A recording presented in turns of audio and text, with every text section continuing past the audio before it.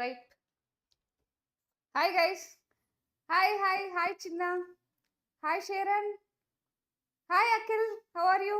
Hi Raji. Hi Rahul. Good morning. అందరు breakfast చేసేసారా? కొనిచ్చువా. Right, మన traditional wishing మనం మర్చిపోకూడదు. కొనిచ్చువా. రైట్. హాయ్, అందరు బ్రేక్ఫాస్ట్ అయిపోయిందా? బ్రేక్ఫాస్ట్ అవ్వకపోతే హ్యాపీగా బ్రేక్ఫాస్ట్ తీసుకొచ్చి లేకపోతే స్నాక్స్ ఏదో ఒకటి తీసుకొచ్చి కూర్చునేసేయండి. హ్యాపీగా మనం ఈరోజు ending point third part of body fluids and సర్క్యులేషన్కి వచ్చేసాం. ఈసీజీ, ఓకే, డబుల్ సర్క్యులేషన్, అలానే రెగ్యులేషన్, ఇంకా డిజార్డర్స్. ఓకే, 4 కంటెంట్స్ మనం ఈరోజు కవర్ చేయబోతున్నాం. Right, very good Rahul. ఈరోజు మనం యాక్చువల్లీ కొన్ని క్వశ్చన్స్ కూడా చూడబోతున్నాం. నీ ఫేవరెట్ పార్ట్. Okay right. ఏంటి అఖిల్, స్టార్ట్ చేసావా 20 మైల్ కాన్సెప్ట్? నేను చూసాను నీ కమెంట్. మీరు అందరూ 20 మైల్ కాన్సెప్ట్ చూసారా? సో మీ అందరికి నచ్చిందా 20 మైల్ కాన్సెప్ట్? రైట్. సో ఈరోజు చూడండి, మనం part 3 body fluids and circulation అనుకున్నాం. మనం పార్ట్ 3ని కవర్ చేసేస్తామా లేదా? రైట్. సో అలానే మీరు కూడా ఏదన్నా టాపిక్ అనుకుంటే ఖచ్చితంగా ఆ రోజు కవర్ చేయడానికి కూర్చోండి. So remember, every day is a warfare. యుద్ధానికి ఎప్పుడు రెడీగా ఉండాలి. Okay Akhil, very good. నేను చేశాను బ్రేక్ఫాస్ట్. మీరంతా ఏం బ్రేక్ఫాస్ట్ తిన్నారు? నా కమెంట్ బాక్స్లో పెట్టండి.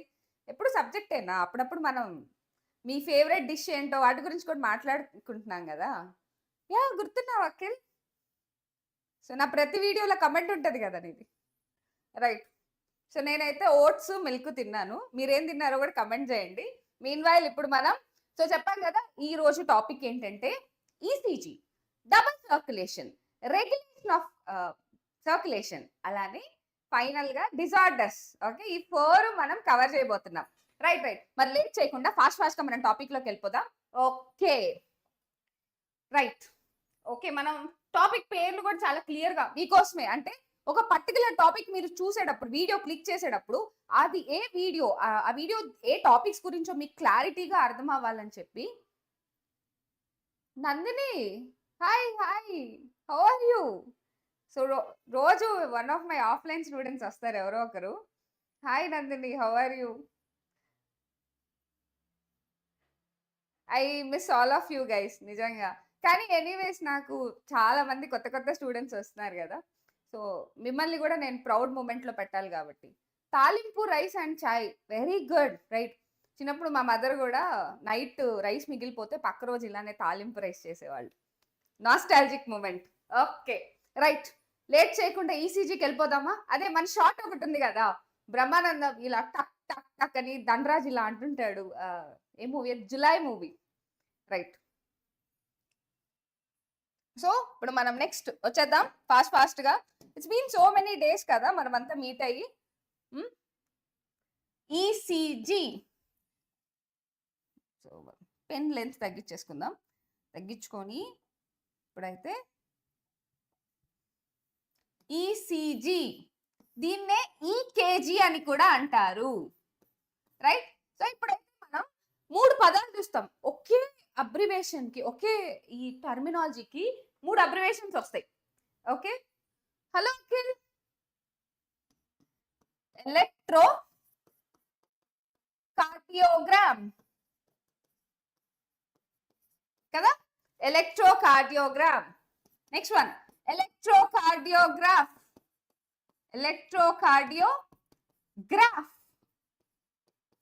నెక్స్ట్ ఇంకొక వర్డ్ ఎలక్ట్రోకార్డియోగ్రఫీ.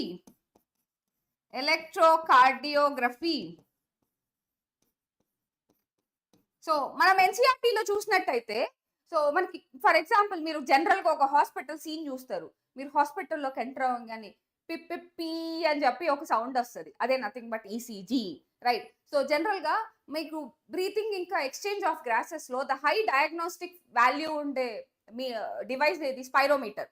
అలానే ఇక్కడ కూడా చాలా హై డయాగ్నోస్టిక్ వాల్యూ. డయాగ్నోసిస్ అంటే ఆ పేషెంట్ ఎటువంటి సైన్స్ అండ్ సిమ్టమ్స్తో ఇబ్బంది పడుతున్నాడు, దానివల్ల అతనికి ఎటువంటి డిసీజ్ ఉంది అని డయాగ్నోస్టిక్ గా ప్రూవ్ చేసే one of the most common equipment వాడేది మనకి ఈసీజీ. కార్డియాలజీ డిపార్ట్మెంట్లో ఎవరైనా చెస్ట్ పెయిన్ వచ్చింది, హార్ట్కి సంబంధించిన ఏదన్నా అబ్నార్మాలిటీ ఉంది, వాళ్ళు డయాబెటిక్ అయి ఉన్నారు, ప్లస్ హైపర్ టెన్షన్ 2 ఉంది అంటే ఖచ్చితంగా వాళ్ళకి ఈసీజీ అనేది ప్రిఫర్ చేస్తారు. రిమెంబర్ ఈసీజీ ఏంటంటే చాలా నాన్ పెయిన్ఫుల్ ప్రొసీజర్. ఇది ఎటువంటి పెయిన్ దీనికి తీసుకోదు. ఎందుకంటే బాడీ సర్ఫేస్ మీద ఎలక్ట్రోడ్స్ పెడతాం కదా. మన ఎన్సీఆర్టీలో ఫ్రేజెస్ అనేది ఎంత ఇంపార్టెంటో ఈ వీడియోలో మీకు క్లారిటీ వస్తుంది. సో ఎలక్ట్రోకార్డియోగ్రామ్, ఎలక్ట్రోకార్డియోగ్రఫీ మూడు కూడా ఈసీజీ ఆర్ ఈకేజీ అనే అంటాం. సో మ్యామ్ ఈసీజీ కదా, మళ్ళీ ఈకేజీ అంటే ఏంటంటే రిమెంబర్ కొన్ని లాంగ్వేజెస్లో మనకి సి బదులు ఆ ప్లేస్లో కార్డియో అనే ప్లేస్లో కే రాస్తారు. అందుకని ఈసీజీ ఆర్ ఈకేజీ రెండు సేమే. సో గ్రాఫ్ అంటే మిషన్, ఎలక్ట్రోకార్డియోగ్రాఫ్ ఆ డివైస్ ఉంటుంది కదా మనకి, ఆ డివైస్ ని ఎలక్ట్రోకార్డియోగ్రాఫ్ అంటారు.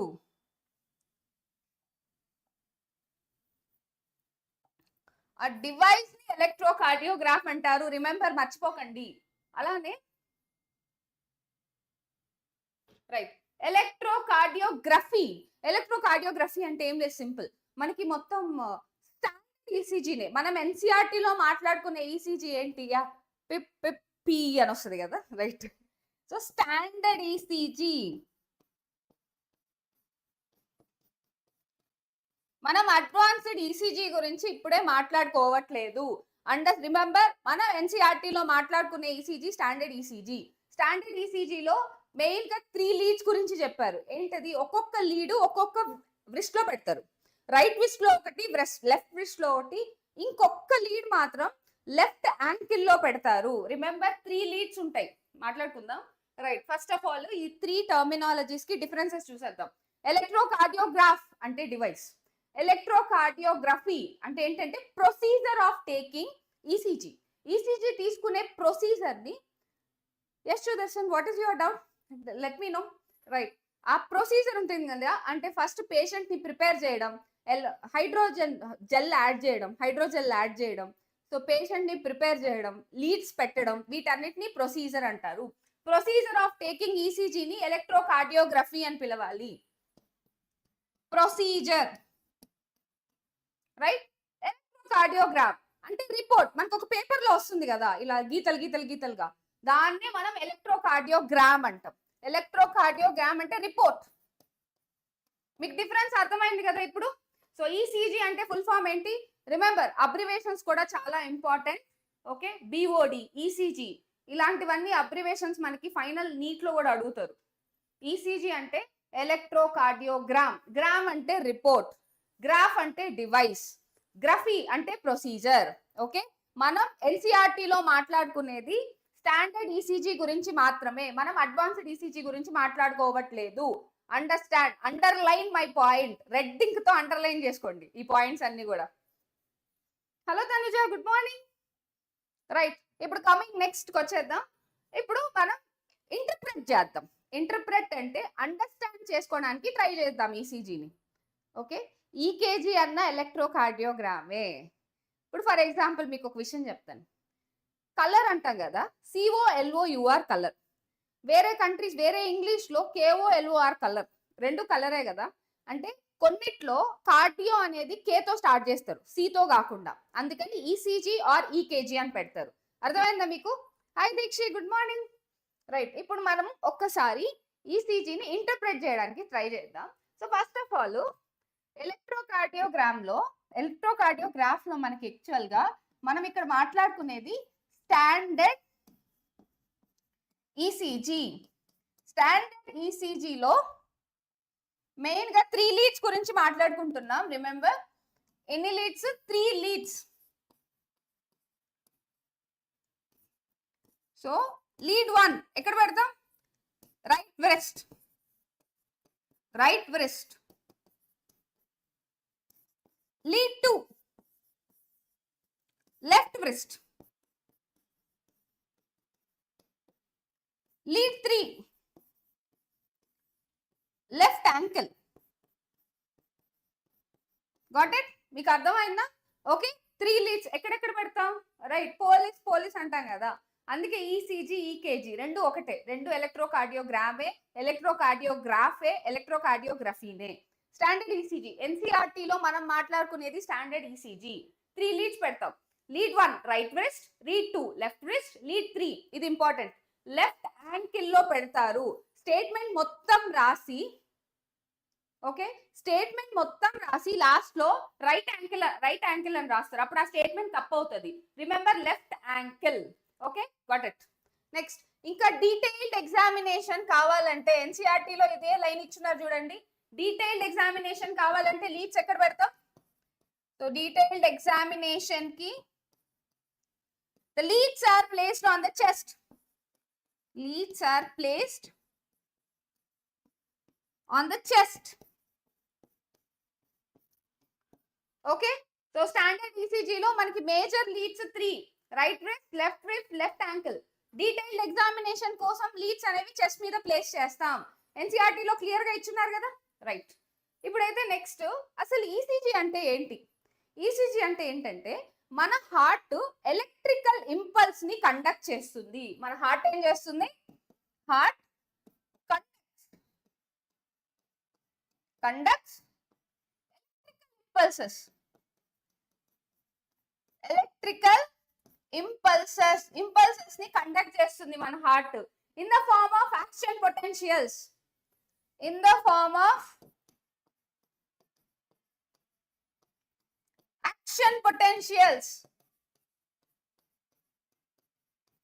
సో మెయిన్ గా ఈ యాక్షన్ పొటెన్షియల్స్ ఇవన్నీ కండక్ట్ చేయడానికి మెయిన్ థింగ్ ఏంటంటే మన heart myogenic.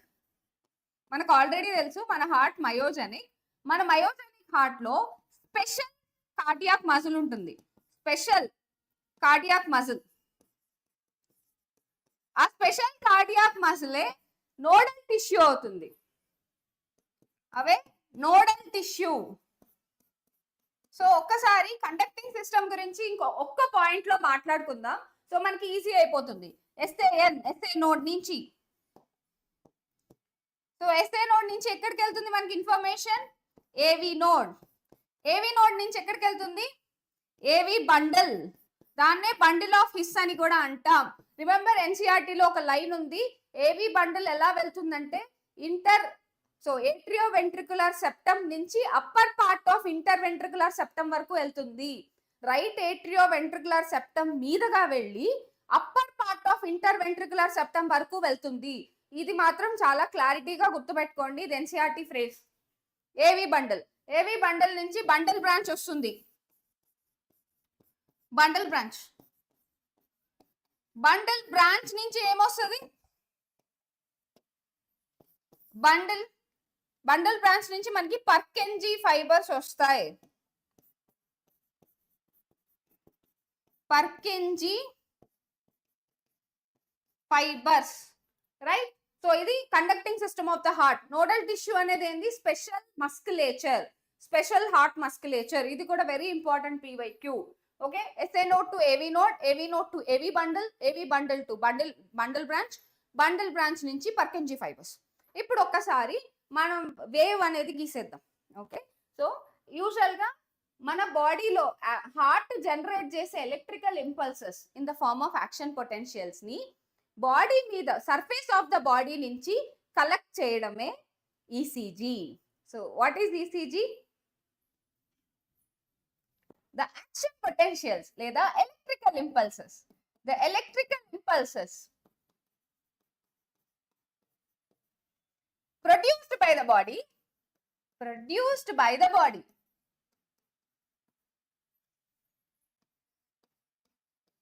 okay, electrical impulses produced by the body are recorded through the body surface.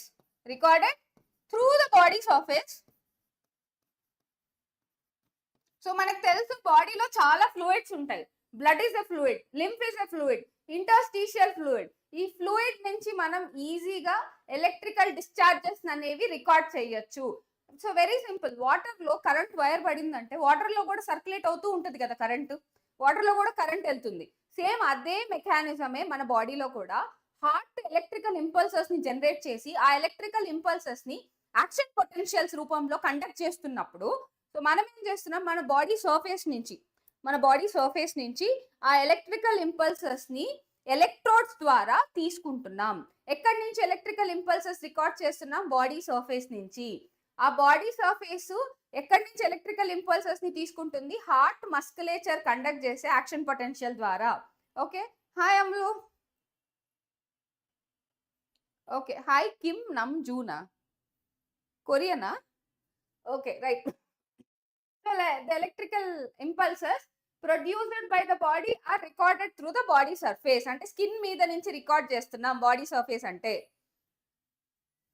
Okay, next ఇప్పుడు కమింగ్ మనం ఒక్కసారి ఈసీజీ అనేది ఒక నార్మల్ ఈసీజీ, ఒక నార్మల్ హెల్తీ పర్సన్ కి ఈసీజీ ఎలా ఉంటుందో ఒకసారి చూద్దాం. ఫస్ట్ థింగ్, ఓకే,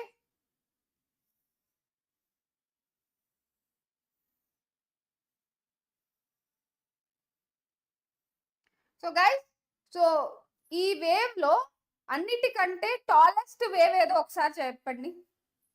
ఇది పి వేవ్, ఇది క్యూ, ఇది R S T, right? PQRST. Okay, so ఇది standard ECG, standard ECG, right? ఈ స్టాండర్డ్ ఈసీజీ ఎవరికంటే ఒక నార్మల్ హెల్తీ పర్సన్ లో ఇలాంటి వేవ్స్ రికార్డ్ అవుతాయి. P wave, QRS, T wave. Remember, ఇప్పుడు మనం ఈ మొత్తం ఈ పాయింట్ నుంచి ఈ పాయింట్ వరకు ఈ ఎలక్ట్రికల్ యాక్టివిటీ రికార్డ్ చేసాం కదా. ఏ పర్టికులర్ ఫేజ్ లో రికార్డ్ చేసామంటే during cardiac cycle.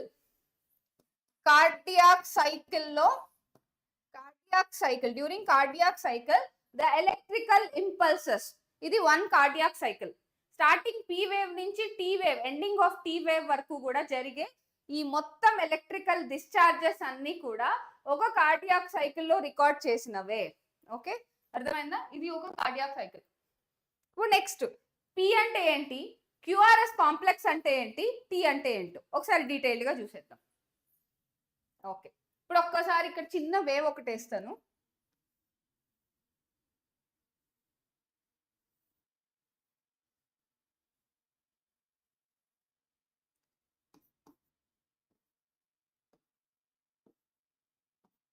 Okay, right. First thing, P wave ఏంటి? పి వేవ్ అంటే, సో యూజువల్ గా మనకి కార్డియాక్ సైకిల్ అని చెప్పాం కదా. కార్డియాక్ సైకిల్లో మనం 4 ఫేజెస్ చూసాం. ఏంటవి? Isovolumetric, relaxation, so right, so atrial systole, ventricular systole, ventricular diastole. So ఇప్పుడు పి వేవ్ అంటే ఇది చూడండి, చిన్న ఒక ఎలివేషన్ లాగా వచ్చింది. ఓకే, సో పి వేవ్ అంటే atrial depolarisation. Atrial depolarisation. Okay, atrial depolarisation లో మనకి ఏం జరుగుతుంది? 30% ఆఫ్ ద బ్లడ్ వెంట్రికల్స్ కి వెళ్తుంది. యాక్టివ్ ఫిల్లింగ్ అని కూడా అంటాం during atrial depolarisation. So atrial దీన్ని ఇంకొక పదాలతో చెప్పాలంటే ఏట్రియల్ సిస్టోల్,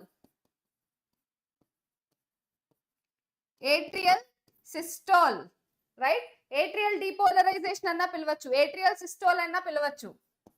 ఏట్రియల్ ఎక్సైటేషన్, చూడండి ఎన్ని పదాలు వచ్చాయో.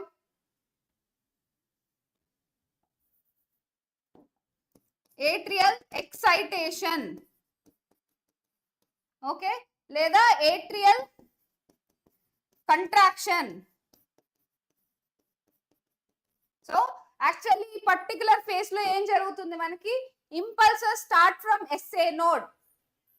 సో ఎస్ఏ నోడ్ నుంచి SA node to AV node, SA node నుంచి ఏవి నోడ్ కి యాక్షన్ పొటెన్షియల్ ట్రాన్స్పోర్ట్ అవుతుంది, కండక్ట్ అవుతుంది, రైట్? ఏట్రియల్ డీపోలరైజేషన్ అన్న ఒకటే, ఏట్రియల్ సిస్టోల్ అన్న ఒకటే, ఏట్రియల్ ఎక్సైటేషన్ అన్న ఒకటే, ఏట్రియల్ కంట్రాక్షన్ అన్న ఒకటే.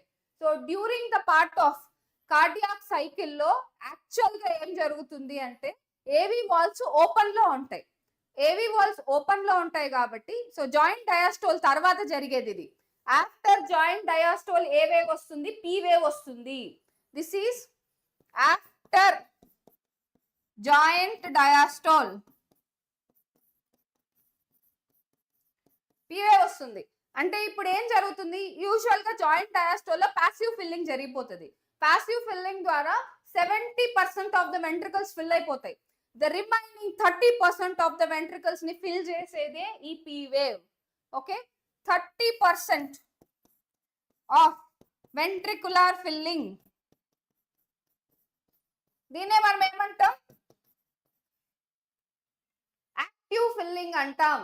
Okay, 30% of the ventricular filling. చూడండి, అన్ని పర్స్పెక్టివ్స్ లో మనం మాట్లాడేసుకుంటున్నాం. ఇప్పుడు చెప్పాలంటే ఇప్పటి నుంచి కూడా ప్రిపరేషన్ చేయొచ్చు, చెప్తున్నాను కదా.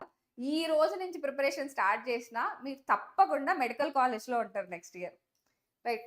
సో నెక్స్ట్ ఇయర్ మీరంతా మెడికల్ కాలేజ్కి వెళ్తే నేను గుర్తుంటానా, రైట్? సో పీవేవ్ అంటే ఏంటి? పీవేవ్ అనేది ఏట్రియల్ డీపోలరైజేషన్, ఏట్రియల్ సిస్టోల్ అయినా పిలుస్తాం, ఎక్సైటేషన్, కాంట్రాక్షన్. సో ఈ ఫేజ్ లో ఫిజియోలాజికల్ గా ఏం జరుగుతుంది, 30% ఆఫ్ ద వెంట్రికులర్ ఫిల్లింగ్ జరుగుతుంది. సో పీవేవ్ అంటే ఏంటి? SA node, face maker.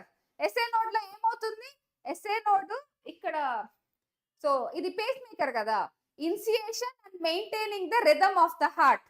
So అది జరిగి ఎస్ఏ నోడ్ నుంచి యాక్షన్ పొటెన్షియల్ ఏవి నోడ్ కి కండక్ట్ అవుతుంది. ఓకే, సో ఇది ఆఫ్టర్ జాయింట్ డయాస్టోల్. నన్ను మర్చిపోరు కదా, రైట్ రైట్ రైట్. ఓకే, ఇప్పుడు మనం క్యూఆర్ఎస్ కాంప్లెక్స్ చూద్దాం.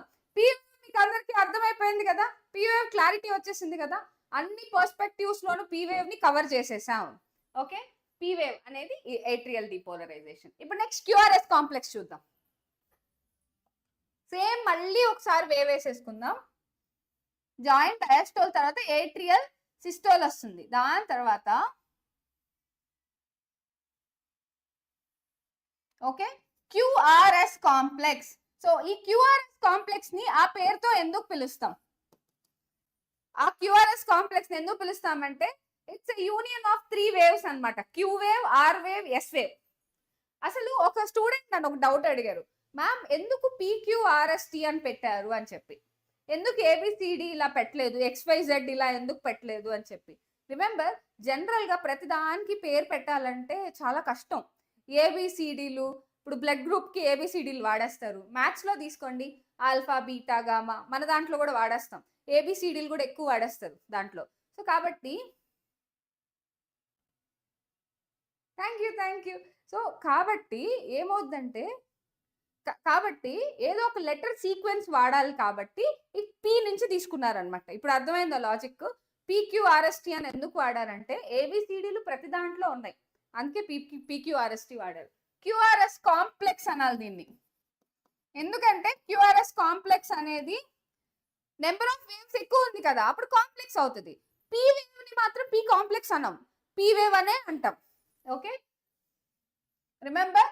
So QRS complex, there are 3 number of waves. Okay, so QRS complex ni em denote chestundi, ventricular contraction, ventricular systole, ventricular systole. మళ్ళీ ఒక్కసారి synonyms చూసేద్దామా? Ventricular systole అన్నా ఒకటే, ventricular excitation అన్నా ఒకటే, వెంట్రికులర్ ఎక్సైటేషన్ అన్నా ఒకటే, వెంట్రికులర్ కంట్రాక్షన్ అన్నా ఒకటే, వెంట్రికులర్ కంట్రాక్షన్ లేదా ventricular depolarisation, ventricular depolarisation. So this all gives the same sense. So వీటిని క్యూఆర్ఎస్ కాంప్లెక్స్ అని ఎందుకంట, because Q wave separate, R wave separate, S wave separate, 3 waves ఉన్నాయి కదా, అందుకే దీన్ని క్యూఆర్ఎస్ కాంప్లెక్స్ అన్నాం. దీంట్లో 3 నెంబర్ ఆఫ్ వేవ్స్ ఉంటాయి. వెంట్రికులర్ సిస్టోల్ అంటాం, ఎక్సైటేషన్ అంటాం, కాంట్రాక్షన్ అంటాం, డీపోలరైజేషన్ అంటాం. సో అన్నిటికీ మీనింగ్ ఒక్కటే, ఏమీ డిఫరెన్స్ లేదు, కన్ఫ్యూజ్ అవ్వద్దు మీరు ఎప్పుడు. ఓకే, అలానే యాక్చువల్ గా ఇందాక మనం నోడల్ టిష్యూ దగ్గర మాట్లాడుకున్నాం కదా, పీ వేవ్ అంటే ఏంటి, ఎస్ఏ నోడ్ నుంచి ఏవి నోడ్కి వస్తుంది. ఇప్పుడు ఏవి నోడ్ నుంచి దీన్ని పీక్యూ ఇంటర్వెల్ అంటారు. ఈ మధ్యలో ఒక లైన్ వస్తుంది కదా మనకి, రిమెంబర్, ఈ మధ్యలో లైన్ ని పీక్యూ ఇంటర్వెల్. పీక్యూ ఇంటర్వెల్ అంటే ఏంటి, ఇక్కడ రాస్తాను మీకు సపరేట్ గా ఒక్కసారి. పీక్యూ ఇంటర్వెల్, పీక్యూ ఇంటర్వెల్ అంటే ఏంటంటే పీకి క్యూకి మధ్యలో ఒక లైన్ ఉంటుంది కదా, మధ్యలో ఒక స్ట్రైట్ లైన్ ఉంటుంది పీకి క్యూకి. సో ఆ పీకి క్యూకి వచ్చే ఇంటర్వెల్ ఏంటంటే ఏవి note to bundle of his. Okay, ఏవి నోట్ నుంచి బండిల్ ఆఫ్ హిస్ వరకు వచ్చేది ఆ పీక్యూ ఇంటర్వెల్. అర్థం చేసుకోండి. సో ఎందుకంటే ఈసీజీ అంటే ఒక పారాగ్రాఫ్ కాదు ఎన్సీఆర్టీలో, దాన్ని ఇంటర్ప్రెట్ చేయాలి మనం. ఇప్పుడు నేను చెప్పేవన్నీ ఎన్సీఆర్టీలో ఉన్నవే కదా. సో ఈ పీక్యూ ఇంటర్వెల్ అంట. పీక్యూ ఇంటర్వెల్ అంటే ఏవి నోడ్ నుంచి బండిల్ ఆఫ్ హిస్ వరకు వచ్చే ఆ టైం ఇంటర్వెల్ అన్నమాట. తర్వాత ఇక్కడ నుంచి కొంచెం కిందకెళ్ళి వేవ్ క్యూఆర్ఎస్ కాంప్లెక్స్. ఇది simple atrial ventricular systole, excitation, contraction, depolarisation. So ఈ టైంలో ఏం జరుగుతుంది according to cardiac cycle. Okay, according to conduction ఏం జరుగుతుందంటే ఏవి బండిల్ నుంచి AV bundle to, okay, bundle branch, AV bundle to bundle branch. Okay, bundle branch నుంచి Purkinje fibres, bundle branch to Purkinje fibres. Okay, AV bundle to bundle branch to Purkinje fibres. ఈ total ఈ conduction part జరిగేది మనకి QRS complex లో. So cardiac సైకిల్లో ఏం జరుగుతుంది, beginning తర్వాత రిమెంబర్ ఎన్సీఆర్టీలో ఒక పాయింట్ ఉంది, వెరీ ఇంపార్టెంట్ పాయింట్ ఇది. సో ఆ వెరీ ఇంపార్టెంట్ పాయింట్ ఏంటంటే ventricular systole after QA start అవుతుంది. రిమెంబర్ వెంట్రికులర్ సిస్టోల్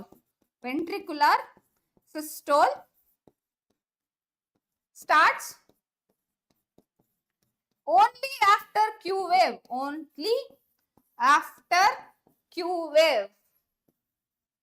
సో ఇదే మీకు బిఫోర్ క్యూ వేవ్ ఇలా ఇచ్చి కన్ఫ్యూజ్ చేస్తారు. మీరు కావాలంటే ఎన్సీఆర్టీ టెక్స్ట్ బుక్ ఒకసారి పక్కన పెట్టి కొన్ని డీటెయిల్డ్ గా చూడండి. Ventricular systole starts only after Q wave, only after. ఇక్కడ నుంచే మనకి వెంట్రికులర్ సిస్టోల్ స్టార్ట్ అవుతుంది. అంటే ఇక్కడ నుంచే, ఓకే, క్యూ వేవ్ తర్వాత నుంచే వెంట్రికులర్ సిస్టోల్ స్టార్ట్ అవుతుంది. ఇది ఎన్సీఆర్టీలో చాలా క్లియర్ గా ఇచ్చారు. రిమెంబర్ ఇక్కడ నుంచి ఇక్కడ వరకు దీన్ని పీక్యూ ఇంటర్వెల్ అంటాం. ఈ పీక్యూ ఇంటర్వెల్ అంటే ఏవి నోడ్ నుంచి బండిల్ ఆఫ్ హిస్ వరకు వెళ్తున్న time period.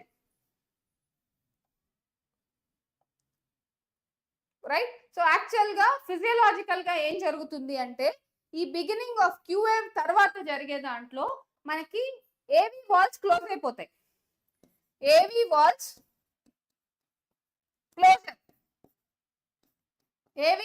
Closure and pumping of ventricular blood into aorta and pulmonary artery. Pumping of ventricular blood actual గా ఏం జరుగుతుంది ఇక్కడ. So ending of Q wave దగ్గర ఏవి వాల్స్ క్లోజ్ అయిపోతాయి. ఏవి వాల్స్ క్లోజ్ అయ్యి అంటే ఇప్పుడు బిగినింగ్ ఆఫ్ వెంట్రికులర్ సిస్టోల్లో ఏవి వాల్స్ క్లోజ్ అవుతాయా లేదా. సో ఇక్కడ కూడా ఏవి వాల్స్ క్లోజ్ అవ్వాలి కదా, అంటే ఎండింగ్ ఆఫ్ క్యూ వేవ్ దగ్గర. So ending of after the Q wave ఏం జరుగుతుంది, ఏవి వాల్స్ క్లోజ్ అవుతాయి.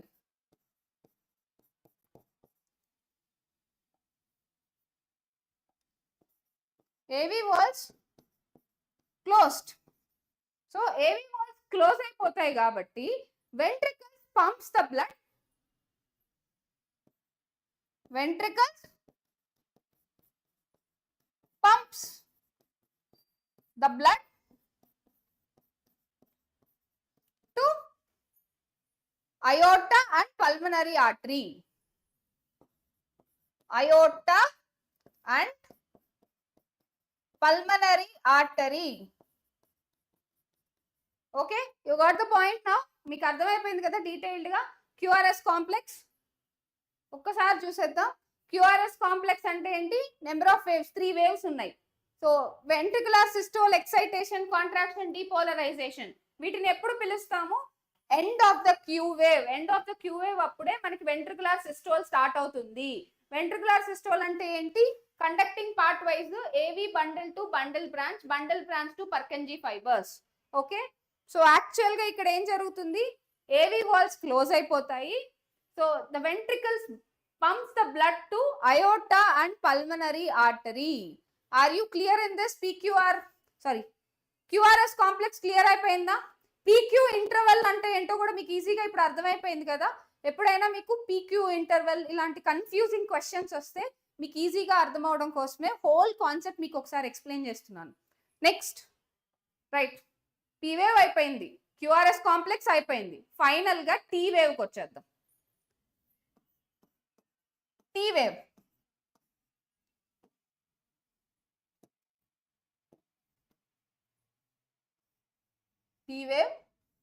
QRS complex and T wave.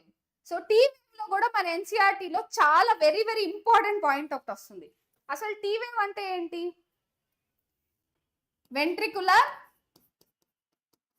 Ventricular diastole. Okay, so ఈ T వేవ్ గురించే మనం మాట్లాడుకునేది. వెంట్రికులర్ డయాస్టోల్ లేదా ventricular relaxation,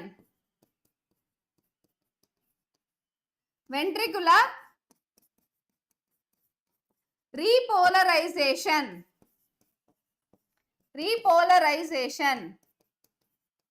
okay, so ventricular diastole అన్న ఒకటే, వెంట్రికులర్ రిలాక్సేషన్ అన్న ఒకటే, వెంట్రికులర్ రీపోలరైజేషన్ అన్న ఒకటే, అన్నిటికీ మీనింగ్ ఒకటే. ఎన్సీఆర్టీలో ఇంకొక లైన్ కూడా చూడండి. రిమెంబర్, వెంట్రికులర్ సిస్టోల్ ఎప్పుడు స్టార్ట్ అవుతుందని చెప్పారు? After the Q wave start అవుతుందని చెప్పారా లేదా? Ventricular systole. సేమ్ అలానే వెంట్రికులర్ డయాస్టోల్ ఎప్పుడు స్టార్ట్ అవుతుంది? End of T wave. ఇది చాలా చాలా ఇంపార్టెంట్, ఎన్సీఆర్టీలో ఉంది చూడండి. ఓకే, వెంట్రికులర్ డీపోలరైజేషన్, రిలాక్సేషన్ ఇవన్నీ కూడా starts at end of T wave. ఓకేనా, అర్థమైందా? ఎన్సీఆర్టీ ఫ్రేజ్ ఇది. Okay, remember, starts at end of T wave అంటే దీని తర్వాతే మనకి రిలాక్సేషన్ అనేది స్టార్ట్ అవుతుంది. ఓకే, డయాస్టోల్ అవ్వచ్చు, రిలాక్సేషన్ అవ్వచ్చు, రీపోలరైజేషన్ అవ్వచ్చు, ఏదైనా సరే ఎండ్ ఆఫ్ టీ వేవ్ గుర్తుపెట్టుకోండి. సో 2 పాయింట్స్ చాలా చాలా important. End of Q wave తర్వాతే వెంట్రికులర్ సిస్టోల్ స్టార్ట్ అవుతుంది. టీ వేవ్ తర్వాతే వెంట్రికులర్ డయాస్టోల్ స్టార్ట్ అవుతుంది. సో కరెక్టే కానీ మేడం, మీరు ఏట్రియల్ సిస్టోల్ అన్నారు, వెంట్రికులర్ సిస్టోల్ అన్నారు, వెంట్రికులర్ డయాస్టోల్ అన్నారు. అసలు ఏట్రియల్ డయాస్టోల్ ఎక్కడ పోయింది? మీకు ఈ డౌట్ రాలేదా ఎంతసేపు? మీరు చదివేటప్పుడు కూడా ఎప్పుడైనా ఈ డౌట్ వచ్చిందా? అసలు వెంట్రికులర్ సిస్టోల్ ఏట్రియల్ డయాస్టోల్ ఎక్కడికి వెళ్ళింది? ఏట్రియల్ డయాస్టోల్ ఓకే, ఎక్కడికి వెళ్ళింది? రిమెంబర్, ఎప్పుడైనా ఎలక్ట్రికల్ యాక్టివిటీ జరుగుతూ ఉన్నప్పుడు హైయెస్ట్ ఫస్ట్ రికార్డ్ చేస్తుందా, లోయెస్ట్ రికార్డ్ చేస్తుందా? రిమెంబర్, సో నా క్వశ్చన్ మీకు క్లారిటీగా ఉందనుకుంటాను. జనరల్గా ఎలక్ట్రికల్ ఇంపల్సెస్ రికార్డ్ చేసేటప్పుడు బాడీలో కానీ ఎక్కడైనా కానీ ఒకేసారి ఒక హైయెస్ట్ ఒక లోయెస్ట్ జరుగుతూ ఉంది. హైయెస్ట్ రికార్డ్ చేస్తుందా, లోయెస్ట్ రికార్డ్ చేస్తుందా? ఆబ్వియస్లీ హైయెస్టే రికార్డ్ చేస్తుంది కదా. నేను అందుకే మిమ్మల్ని ఫస్ట్ లో ఒక క్వశ్చన్ అడిగాను, అన్ని వేవ్స్ లో కల్లా హైయెస్ట్ వేవ్ ఏది అని చెప్పి. అన్ని వేవ్స్ లో కల్లా హైయెస్ట్ వేవ్ ఏది? క్యూఆర్ఎస్ కాంప్లెక్స్ కదా. అన్ని వేవ్స్ కంటే highest wave QRS complex. So remember, atrial diastole కూడా క్యూఆర్ఎస్ కాంప్లెక్స్ లోనే జరిగిపోతుంది. క్యూఆర్ఎస్ కాంప్లెక్స్ ఏట్రియల్ డయాస్టోల్ ఎప్పుడు జరుగుతుంది? క్యూఆర్ఎస్ కాంప్లెక్స్ అప్పుడే జరుగుతుంది. కానీ ఎందుకు రికార్డ్ అవ్వలేదు? అంటే హైయెస్ట్ పీక్ ని రికార్డ్ చేస్తుంది, దాంట్లో లోయెస్ట్ పీక్స్ ని రెండు ఒకేసారి సైమల్టేనియస్ గా హైయెస్ట్ లోయెస్ట్ రికార్డింగ్ ఉన్నప్పుడు హైయెస్ట్ దాన్నే పిక్ చేసుకుంటుంది, లోయెస్ట్ ని పిక్ చేసుకోదు. కాబట్టి ఎప్పుడు జరుగుతుంది ఏట్రియల్ డయాస్టోల్ అంటే క్యూఆర్ఎస్ కాంప్లెక్స్ అప్పుడే జరిగిపోతుంది. సో మీకు క్లారిటీ వచ్చేసింది అనుకుంటాను ఇప్పుడు, right? And next thing, number of QRS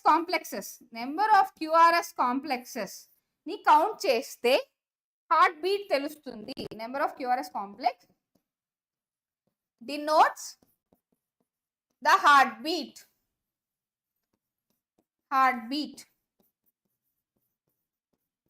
okay, so heart rate ఎంత?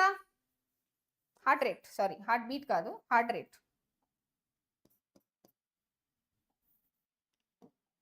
heart rate. Got it?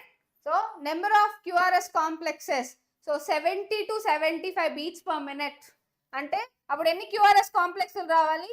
70 to 75 QRS complexes per minute లేదా 70 to 75 beats per minute. On an average 72 beats per minute is our normal heart rate. 72 beats per minute. ఇది average. Remember ఎప్పుడు కూడా range చెప్పమంటే 70 to 75 అని చెప్పాలి. On an average అని అడిగితేనే ఒకే number వస్తుంది యావరేజ్ అంటే. ఆన్ అన్ యావరేజ్ అని అడిగితేనే 72 బీట్స్ పర్ మినిట్. రేంజ్ ఎంత అంటే 70 to 75 beats per minute. Clarity వచ్చేసింది కదా మీకు? రైట్. ఓకే గైస్, ఇది మొత్తం డీటెయిల్డ్గా మీకు PQRST అంటే నథింగ్ బట్ అదే ఆల్ఫాబెట్స్ కాదు, ECG. ఓకే, సో ఒక్కసారి సమ్మరైజ్ చేస్తాను మీ అండర్స్టాండింగ్ కోసం. Remember ECG. సో ECG అన్నా EKG అన్నా ఒకటే. ECG అంటే ఎలక్ట్రోకార్డియోగ్రామ్ అంటే రిపోర్ట్, ఎలక్ట్రోకార్డియోగ్రాఫ్ అంటే మిషన్, ఎలక్ట్రోకార్డియోగ్రఫీ అంటే ప్రొసీజర్. ఓకే, సో బేసిక్గా ఈ ECG ఏం చేస్తుందంటే మన హార్ట్ పంపింగ్ ఎలా చేస్తుందంటే యాక్షన్ పొటెన్షియల్స్ని జనరేట్ చేసి ఇంపల్స్ని కండక్ట్ చేస్తుంది. SA నోడ్ నుంచి AV నోడ్కి, AV నోడ్ నుంచి bundle of His to bundle branch to Purkinje fibres.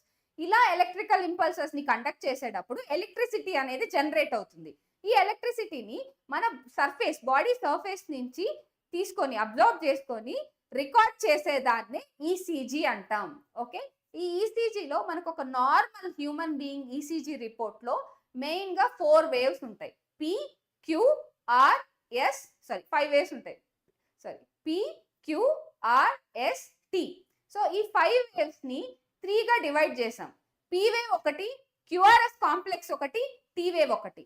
P wave లో ఏం జరుగుతుందంటే ఏట్రియల్ సిస్టోల్ జరుగుతుంది, QRS కాంప్లెక్స్ లో వెంట్రికులర్ సిస్టోల్ జరుగుతుంది, T వేవ్ లో వెంట్రికులర్ డయాస్టోల్ జరుగుతుంది. ఏట్రియల్ డయాస్టోల్ ఎక్కడికి పోయింది అంటే QRS కాంప్లెక్స్ లోనే పోయింది అది కూడా. సో రిమెంబర్ QRS కాంప్లెక్స్ ని క్యాలిక్యులేట్ చేయడం వల్ల మనకి హార్ట్ రేట్ ఎంతో కూడా తెలుస్తుంది. సో దీనికి ECGకి చాలా హై డయాగ్నోస్టిక్ వాల్యూ ఉంది. ECGకి హై డయాగ్నోస్టిక్ వాల్యూ.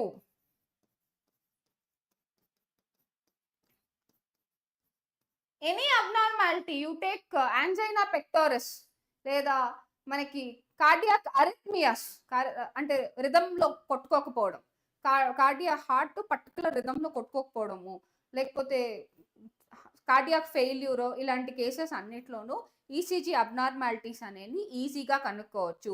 మన NCERT టెక్స్ట్ బుక్ లో రెండిటికి డయాగ్నోస్టిక్ వాల్యూ ఉంటుంది. ఒకటి హార్ట్ సౌండ్స్ కి కూడా డయాగ్నోస్టిక్ వాల్యూ ఉంటుంది. హార్ట్ సౌండ్స్ లో కానీ ఏదన్నా డిఫరెన్స్ వచ్చింది అనుకోండి, మర్మర్స్ అంటాం. అబ్నార్మల్ హార్ట్ సౌండ్స్ ని ఏమని పిలవాలంటే మర్మర్స్. ఆ అబ్నార్మల్ హార్ట్ సౌండ్స్ ని దాన్ని బట్టి డౌట్ వస్తుంది ఏదన్నా ప్రాబ్లం ఉందా అని. దాని తర్వాత ECG రాస్తారు. ఓకే, మీరు ECG తీసుకొని రండి, నేను తర్వాత చూస్తాను అని చెప్పి. జనరల్ గా అబ్నార్మల్ పీపుల్ కి ఒక నార్మల్ ECG ఇలా ఉంటే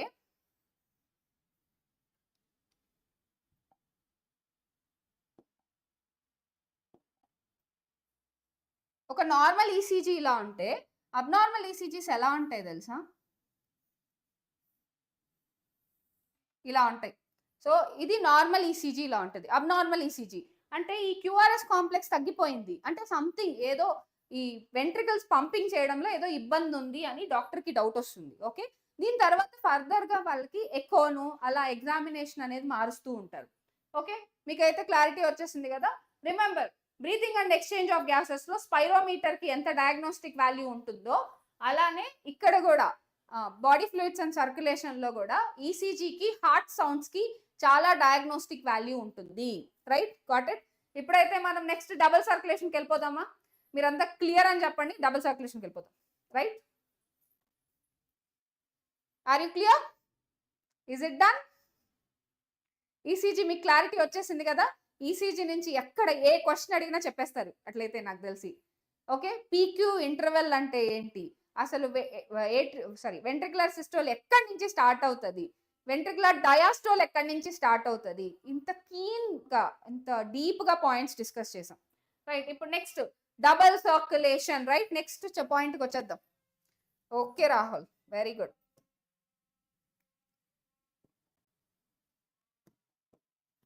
ఓకే, సో డబుల్ సర్క్యులేషన్.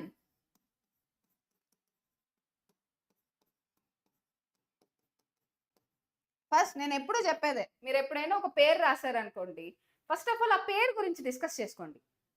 అర్థం కాలేదా? ఎవరో నో అంట మిక్కీ. ఓకే, ఏం అర్థం కాలేదు? So double circulation. Double circulation అంటే వెరీ సింపుల్, ఆ పేరులోనే సగం ఆన్సర్ ఉంది. హార్ట్కి 2 సార్లు బ్లడ్ వస్తుంది, అందుకే దాన్ని డబుల్ సర్క్యులేషన్ అంటాం. ఫిషెస్కి అలా కాదు కదా, ఫిషెస్కి ఒక్కసారే వస్తుంది బ్లడ్.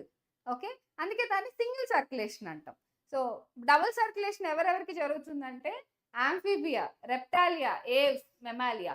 సో ఈవెన్ తో వాటికి ఇన్కంప్లీట్ హార్ట్ అయినా కానీ మిక్స్డ్ బ్లడ్ అనేది 2 సార్లు సర్క్యులేట్ అవుతుంది. సో అందుకే దాన్ని ఇన్కంప్లీట్ డబుల్ సర్క్యులేషన్ అంటాం. కంప్లీట్ డబుల్ సర్క్యులేషన్ వచ్చి ఏవ్స్ లోను మ్యామల్స్ లోను చూస్తాం. Remember, complete double circulation aves ఇంకా mammals. Okay, so double circulation లో ఏం జరుగుద్ది? This is very easy concept. So first అసలు మనం హార్ట్ వేసేద్దాం.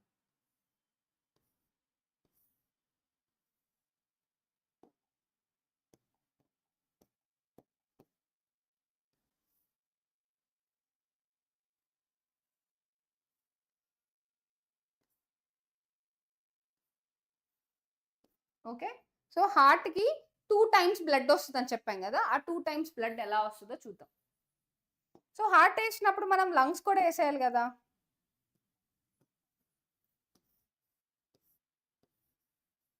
Right lung, left lung. ఇక్కడ బాడీ పార్ట్స్ గీసేద్దాం.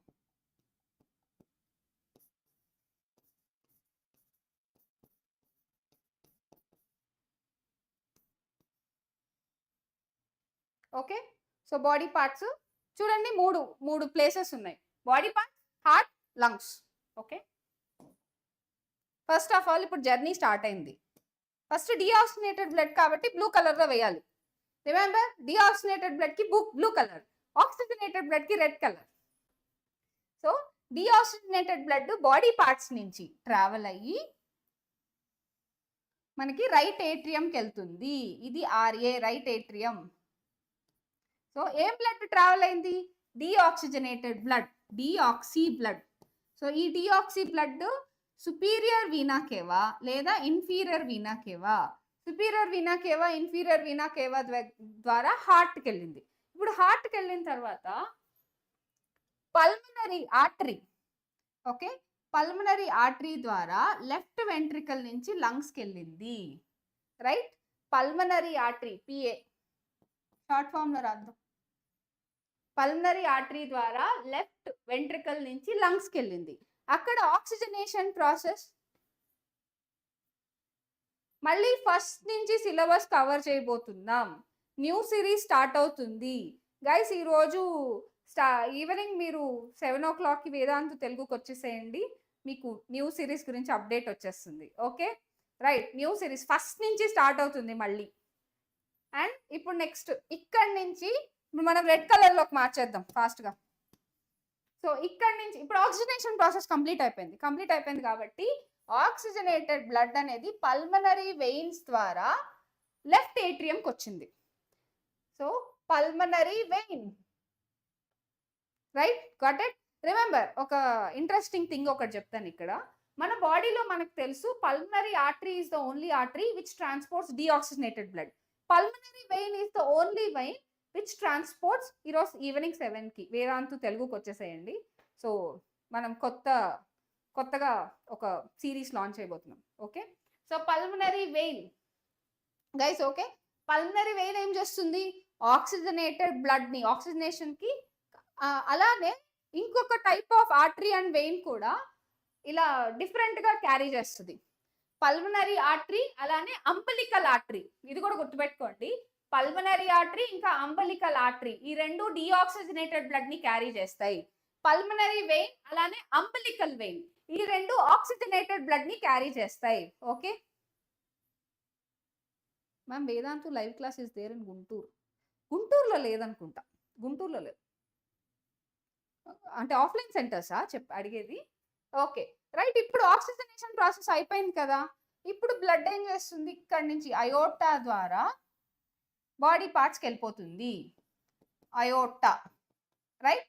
సో ఇప్పుడు చూడండి, సో రైట్ ఏట్రియంకి బాడీ పార్ట్స్ నుంచి బ్లడ్ వచ్చింది. సో రైట్ ఏట్రియం ఏం చేసింది, ఆ డిఆక్సిజనేటెడ్ బ్లడ్ని రైట్ వెంట్రికల్కి తీసుకెళ్ళింది. రైట్ వెంట్రికల్ నుంచి డిఆక్సిజనేటెడ్ బ్లడ్ పల్మనరీ ఆర్టరీ ద్వారా లంగ్స్కి వెళ్ళింది.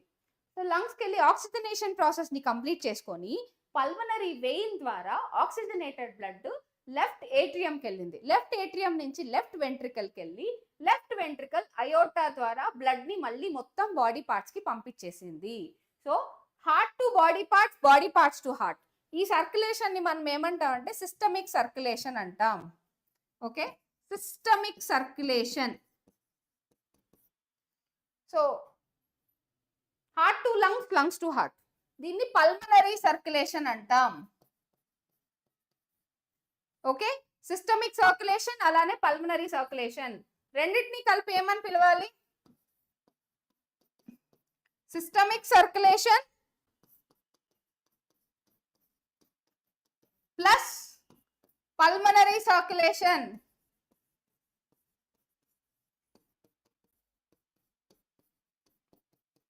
is equal to double circulation, right? Is equal to double circulation అని పిలుస్తాం. Got it? మీకు క్లారిటీ వచ్చింది కదా ఇప్పుడు డబుల్ సర్క్యులేషన్ అంటే ఏంటో. Double circulation is very very easy. Last ఇంకొకసారి చెప్పేస్తాను మీకు బోర్ కొట్టకుండా. ఓకే, డబుల్ సర్క్యులేషన్ అంటే ఏం లేదు గైస్, రిమెంబర్ మన హార్ట్ రెడీగా ఉంది ఫస్ట్ బ్లడ్ని రిసీవ్ చేసుకోవడానికి. సో మొత్తం బాడీ పార్ట్స్ నుంచి superior vena cava, inferior vena cava బ్లడ్ని తీసుకొని వచ్చి రైట్ ఏట్రియంకి ఇస్తుంది. సో రైట్ ఏట్రియం అనేది this is the only chamber. So మొత్తం డిఆక్సినేటెడ్ బ్లడ్, బాడీ పార్ట్స్ నుంచి వచ్చే డిఆక్సినేటెడ్ బ్లడ్ అంతా రైట్ ఏట్రియం రిసీవ్ చేసుకుంటుంది. ఇక్కడ నుంచి బ్లడ్ రైట్ వెంట్రికల్కి వెళ్తుంది. రైట్ వెంట్రికల్లో మొత్తం అంటే రైట్ సైడ్ మొత్తం కూడా మనకి డిఆక్సినేటెడ్ బ్లడ్డే ఉంటుంది. ఈ రైట్ సైడ్ ఉండే మొత్తం డిఆక్సినేటెడ్ బ్లడ్ ఆక్సిజనేషన్ చేసుకోవాలా లేదా, అందుకని పల్మనరీ ఆర్టరీ ద్వారా లంగ్స్కి వెళ్ళి ఆక్సిజనేషన్ ప్రాసెస్ని ఫినిష్ చేసుకొని మళ్ళీ అక్కడి నుంచి ఆక్సిజనేట్ అయిన బ్లడ్ మనకి పల్మనరీ వెయిన్ ద్వారా లెఫ్ట్ ఏట్రియంకి వస్తుంది. సో రిమెంబర్, ఏట్రియంస్ ఎప్పుడు రిసీవింగ్ ఛాంబర్స్, వెంట్రికల్స్ ఎప్పుడు పంపింగ్ ఛాంబర్స్. రైట్ సైడ్ ఎప్పుడు డిఆక్సిజనేటెడ్ బ్లడ్డే ఉంటుంది, లెఫ్ట్ సైడ్ ఎప్పుడు ఆక్సిజనేటెడ్ బ్లడ్డే ఉంటుంది. సో ఇప్పుడు బ్లడ్ ఏమవుతుంది, లెఫ్ట్ వెంట్రికల్కి వెళ్ళి అన్ని ఛాంబర్స్ లో కల్లా లెఫ్ట్ వెంట్రికల్ ఛాంబర్ చాలా పెద్దదిగా ఉంటుంది, ఎందుకంటే it has to pump the blood to all the body parts by aorta. Are you clear? So heart to lungs, lungs to heart, pulmonary circulation. Heart to body parts and body parts to heart, systemic circulation. Pulmonary circulation plus systemic circulation is equal to double circulation. Right, అర్థమైపోయిందా? Okay, so ఇక్కడే ఒక చిన్న మెలిక ఉంది. ఇప్పుడు మనం ఇంకొక type of circulation గురించి తెలుసుకోబోతున్నాం. రైట్, అదేంటి చెప్పేసేయండి. Portal circulatory system. రైట్, ఒక చిన్న పాయింట్, పోర్టల్ సర్క్యులేషన్. ఓకే, మీరు హయ్యర్ క్లాసెస్కి అంటే యూజీ పీజీకి వెళ్ళినట్టయితే మీకు అన్ని పెద్ద పెద్ద బుక్స్ ఉంటాయి, ఇంత బుక్స్ ఉంటాయి, ప్రతి దానికి ఇంత పెద్ద పెద్ద పారాగ్రాఫ్స్ ఉంటాయి. కొంతమందికి ఎగ్జామ్కి వెళ్ళే ముందు చాలా షార్ట్ అండ్ స్వీట్గా కావాలి, అందుకని వాళ్ళకి ఏం చేస్తారంటే హ్యాండ్ బుక్ అనేది ఒకటి ఉంటుంది, చిన్న బుక్ ఉంటుంది, ఇంతే బుక్ ఉంటుంది. ఇంత పెద్ద బుక్ని ఇంత బుక్ కొంచెం రీప్లేస్ చేయగలదు, ఇంపార్టెంట్ పాయింట్స్, షార్ట్ నోట్స్, వాటి వరకు. ఎగ్జామ్కి వెళ్ళే ముందు జస్ట్ సింపుల్గా ఆ బుక్ చూసుకొని వెళ్ళిపోతారు.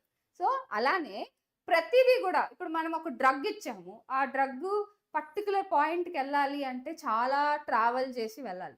అలా కాకుండా ఒక షార్ట్గా, నాకు ఒక షార్ట్ డిస్టెన్స్లో కావాలి అంటే చిన్నవి అంటే పోర్టల్ సిస్టమ్స్ వస్తాయి అన్నమాట. సో ఇంత పెద్ద మిషన్, ఇప్పుడు పెద్ద పెద్ద సిస్టమ్స్, ఇంత పెద్ద పీసీ ఇవన్నీ క్యారీ చేయనప్పుడు మనకి పోర్టల్ సిస్టమ్స్ ఉంటాయి, అదే ల్యాప్టాప్స్. సో అలానే ఏదైనా సరే ఇప్పుడు సిస్టమిక్ సర్క్యులేషన్ ద్వారా లివర్కో లేకపోతే కిడ్నీస్కో వెళ్ళాలనుకోండి, చాలా దూరం ట్రావెల్ చేసి వెళ్ళాలి. లేదు నాకు షార్టర్ డిస్టెన్స్ కవర్ చేయాలి అంటే ఈ పోర్టల్ సర్క్యులేటరీ సిస్టమ్స్ హెల్ప్ చేస్తాయి. మన బాడీలో మేజర్గా 2 పోర్టల్ సిస్టమ్స్ ఉన్నాయి. ఒకటి hepatic portal system, hepatic portal system, got it. ఇంకొకటి renal portals, sorry hypophyseal portal system, renal మనలో ఉండదు. Hypophyseal portal system.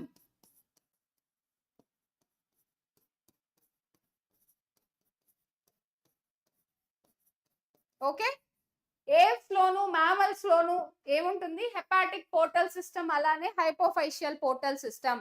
Remember this. So first thing, according to NCERT మనకి హెపాటిక్ పోర్టల్ సిస్టమ్ ఇచ్చారు కాబట్టి వాటి గురించి కొంచెం డీటెయిలింగ్ గా తెలుసుకుందాం. సో రిమెంబర్, మనకి ఇంటెస్టైన్ ఉంది. సో స్టమక్ నుంచి మనకి ఇంటెస్టైన్ వచ్చింది ఇలా. Okay, so intestine to, so liver అన్నారు కదా, మనం రెడ్ కలర్ లేదు.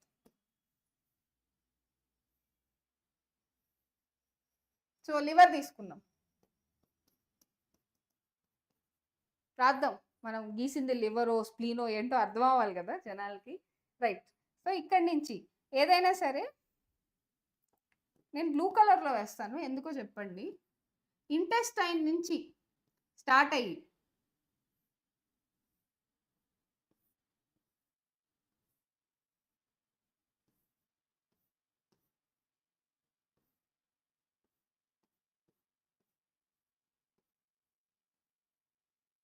Okay, so remember this is intestines.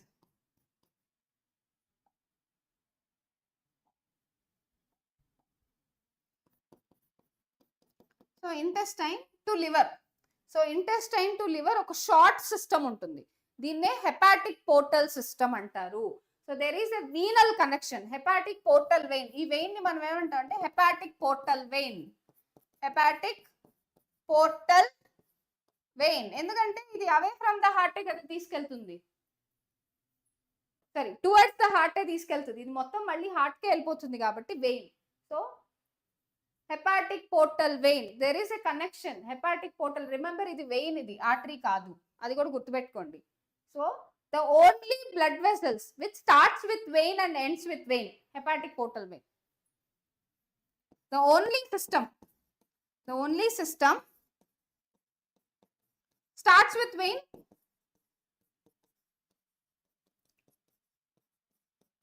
and ends with vein.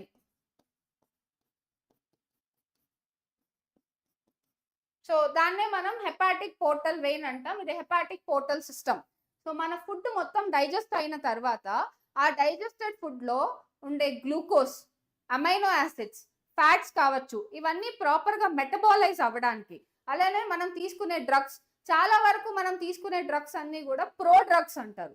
ఈ ప్రో డ్రగ్స్ అన్ని కూడా లివర్ లోకి వెళ్ళి యాక్టివేట్ అవుతాయి. ఓకే, దీన్నే ఫస్ట్ పాస్ మెటబాలిజం అని కూడా అంటారు ఫార్మకాలజీలో. కొన్ని ఏవైతే మనకి ఈ ఫస్ట్ పాస్ మెటబాలిజం జరగకూడదో అలాంటి డ్రగ్స్ అన్ని కూడా ఐవీలో ఇస్తారు. రిమెంబర్, అర్థమైందా? కొన్ని డ్రగ్స్ మనకి త్రూ ఓరల్ ఇస్తారు, అదే సేమ్ డ్రగ్, సేమ్ అలాంటి డ్రగ్గే మనకి ఐవీలో కూడా ఇస్తారు.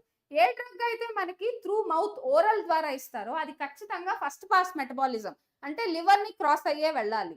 లివర్ అనేది చాలా చాలా వెరీ ఇంపార్టెంట్ ఆర్గాన్. లివర్ అనేది మన బాడీలో డీటాక్సిఫైయింగ్ ఆర్గాన్ అన్నమాట. మనం తిన్న ఫుడ్ లో ఏమన్నా టాక్సిన్స్ ఉన్నాయా, లేకపోతే ఏదన్నా మెటబాలైజ్ చేయాలా అనేది మెయిన్ గా లివర్ డిసైడ్ చేస్తుంది. సో మనం తిన్న ఫుడ్ ని మొత్తం కూడా ఈ హెపాటిక్ పోర్టల్ వెయిన్ ద్వారా తీసుకొని వెళ్ళి బ్లడ్ ద్వారా న్యూట్రియంట్స్, హార్మోన్స్, ఎంజైమ్స్, డ్రగ్స్ అన్ని కూడా ప్రాపర్ గా ఇక్కడ మెటబాలైజ్ అవుతుంది, డీటాక్సిఫై అవుతుంది. So liver is the very very important organ. Okay, so మన బాడీలో హెపాటిక్ పోర్టల్ సిస్టమ్ ఒకటి ఉంటుంది. హెపాటిక్ పోర్టల్ సిస్టమ్ లో ఎక్కువగా అడిగే క్వశ్చన్ ఇదే. The only system which starts with vein and ends with vein, hepatic portal vein. మళ్ళీ ఇక్కడ నుంచి hepatic vein, hepatic portal vein కాదు, హెపాటిక్ వెయిన్ అది వేరే. హెపాటిక్ వెయిన్ అనేది బ్లడ్ ని సిస్టమాటిక్ సర్క్యులేషన్ ఇంకా మళ్ళీ హార్ట్ కి తీసుకెళ్ళిపోతుంది. అర్థమైందా? Hepatic portal system. Next hypophyseal portal సిస్టమ్కి వస్తే, ఇప్పుడు మనకి హైపోథలామస్ ఉంది, దాని కింద పిట్యూటరీ ఉంది, యాంటీరియర్ పిట్యూటరీ, పర్టికులర్ గా యాంటీరియర్ పిట్యూటరీ. హైపోథలామస్ నుంచి యాంటీరియర్ పిట్యూటరీకి మనకు కొన్ని బ్లడ్ వెసల్స్ ఉంటాయి, దీన్నే మనం హైపోఫైషియల్ పోర్టల్ సిస్టమ్ అంటాం. hypophyseal portal system. Remember, mammals లో హ్యూమన్ బీయింగ్స్ లో రెండు పోర్టల్ సిస్టమ్స్ మాత్రమే ఉంటాయి. హెపాటిక్ పోర్టల్ సిస్టమ్ అలానే hypophyseal portal system. Renal portal system మనలో ఉండదు. Remember this. Hypophyseal portal system. ఈ హైపోఫైషియల్ పోర్టల్ సిస్టమ్ ఏం చేస్తుంది? So what it will do? Hypophyseal portal system. So hypothalamus to anterior pituitary.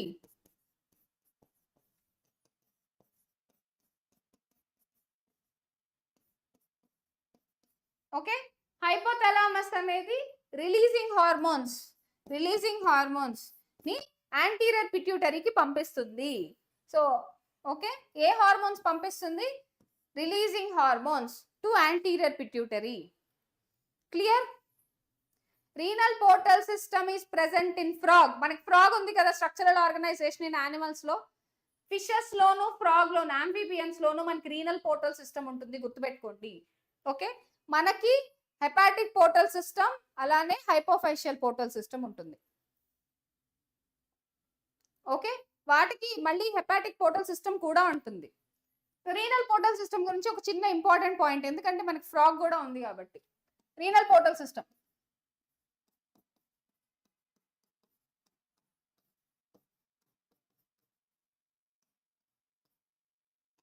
present in fishes and amphibians. Present in fishes and amphibians.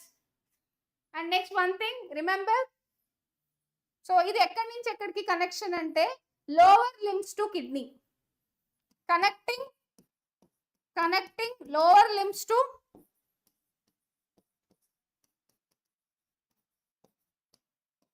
Kidney. So ఎందుకంటే మనం fishes ని తీసుకున్నా అలానే amphibians ని తీసుకున్నా lower extremities. So for example frog నే తీసుకోండి. Frog లో లోవర్ ఎక్స్ట్రీమిటీస్ చాలా యాక్టివ్ గా ఉంటాయి. మనకి ఎక్కువ ఫ్రాగ్ లీప్ చేయాలన్నా, జంప్ చేయాలన్నా, అలానే నడవాలన్నా, సో వీటన్నిటికీ లోవర్ లిమ్సే మెయిన్ కీ రోల్ కదా. సో ఎక్కువగా మెటబాలిక్ వేస్ట్ ప్రోడక్ట్స్ ఎక్కువగా లోవర్ లిమ్స్ కి సప్లై చేసే బ్లడ్ వెసల్స్ లో ఎక్కువగా ఉంటుంది. ఆ మెటబాలిక్ వేస్ట్ ప్రోడక్ట్స్ ని డైరెక్ట్ గా ఫిల్టర్ చేయడానికే రీనల్ పోర్టల్ సిస్టమ్ ఉంటుంది. Okay, are you clear? Right. Next, so మనకి డబుల్ సర్క్యులేషన్ పోర్టల్ సిస్టమ్స్ కూడా అయిపోయాయి కదా. మీకు అర్థమైంది కదా అసలు ఎందుకు పోర్టల్ సిస్టమ్ అనేది అవసరమో. సిస్టమాటిక్ సర్క్యులేషన్కి వెళ్లకుండా ఎలాగైతే న్యూరల్ కంట్రోల్ అండ్ కోఆర్డినేషన్ లో మనకి రిఫ్లెక్స్ అనేది ఒకటి ఉంటుంది కదా, అంటే బ్రెయిన్ ని బైపాస్ చేసి అక్కడికక్కడే చేసేస్తుంది. సేమ్ అలానే హార్ట్ ని బైపాస్ చేసి మళ్ళీ హార్ట్కి వెళ్ళి మళ్ళీ హార్ట్ నుంచి రావాలంటే చాలా టైం పడుతుంది. సో రిమెంబర్, చిన్న పాయింట్ మీ అండర్స్టాండింగ్ కోసం. ఇప్పుడు మనం ఏదైతే ఫుడ్ డైజెస్ట్ అయిందో అది మొత్తం డీటాక్సిఫై అవ్వాలంటే సిస్టమిక్ వే ఏంటి? ఇక్కడ నుంచి హార్ట్కి వెళ్ళాలి, హార్ట్ నుంచి మళ్ళీ మనకి లివర్కి రావాలి, అప్పుడు డీటాక్సిఫై చేస్తుంది. ఈ ఇంటెస్టైన్స్ నుంచి హార్ట్కి వెళ్ళే దారిలో చాలా ఆర్గాన్స్ ని క్రాస్ అయ్యి వెళ్ళాలా లేదా? సో అవన్నీ కాకుండా డైరెక్ట్ గా ఇంటెస్టైన్ నుంచి లివర్కి వెళ్ళిపోవడం ఈజీ కదా. సో హార్ట్ ని బైపాస్ చేస్తుంది కదా portal system, right? Okay, so ఇప్పుడు నెక్స్ట్. ఓకే, ఇప్పుడు మన నెక్స్ట్ థింగ్ ఏంటి? Regulation of cardiac activity. Okay, regulation of cardiac activity చూసేద్దాం. సో ఇది ఈజీగానే అయిపోతుంది. Regulation of cardiac activity.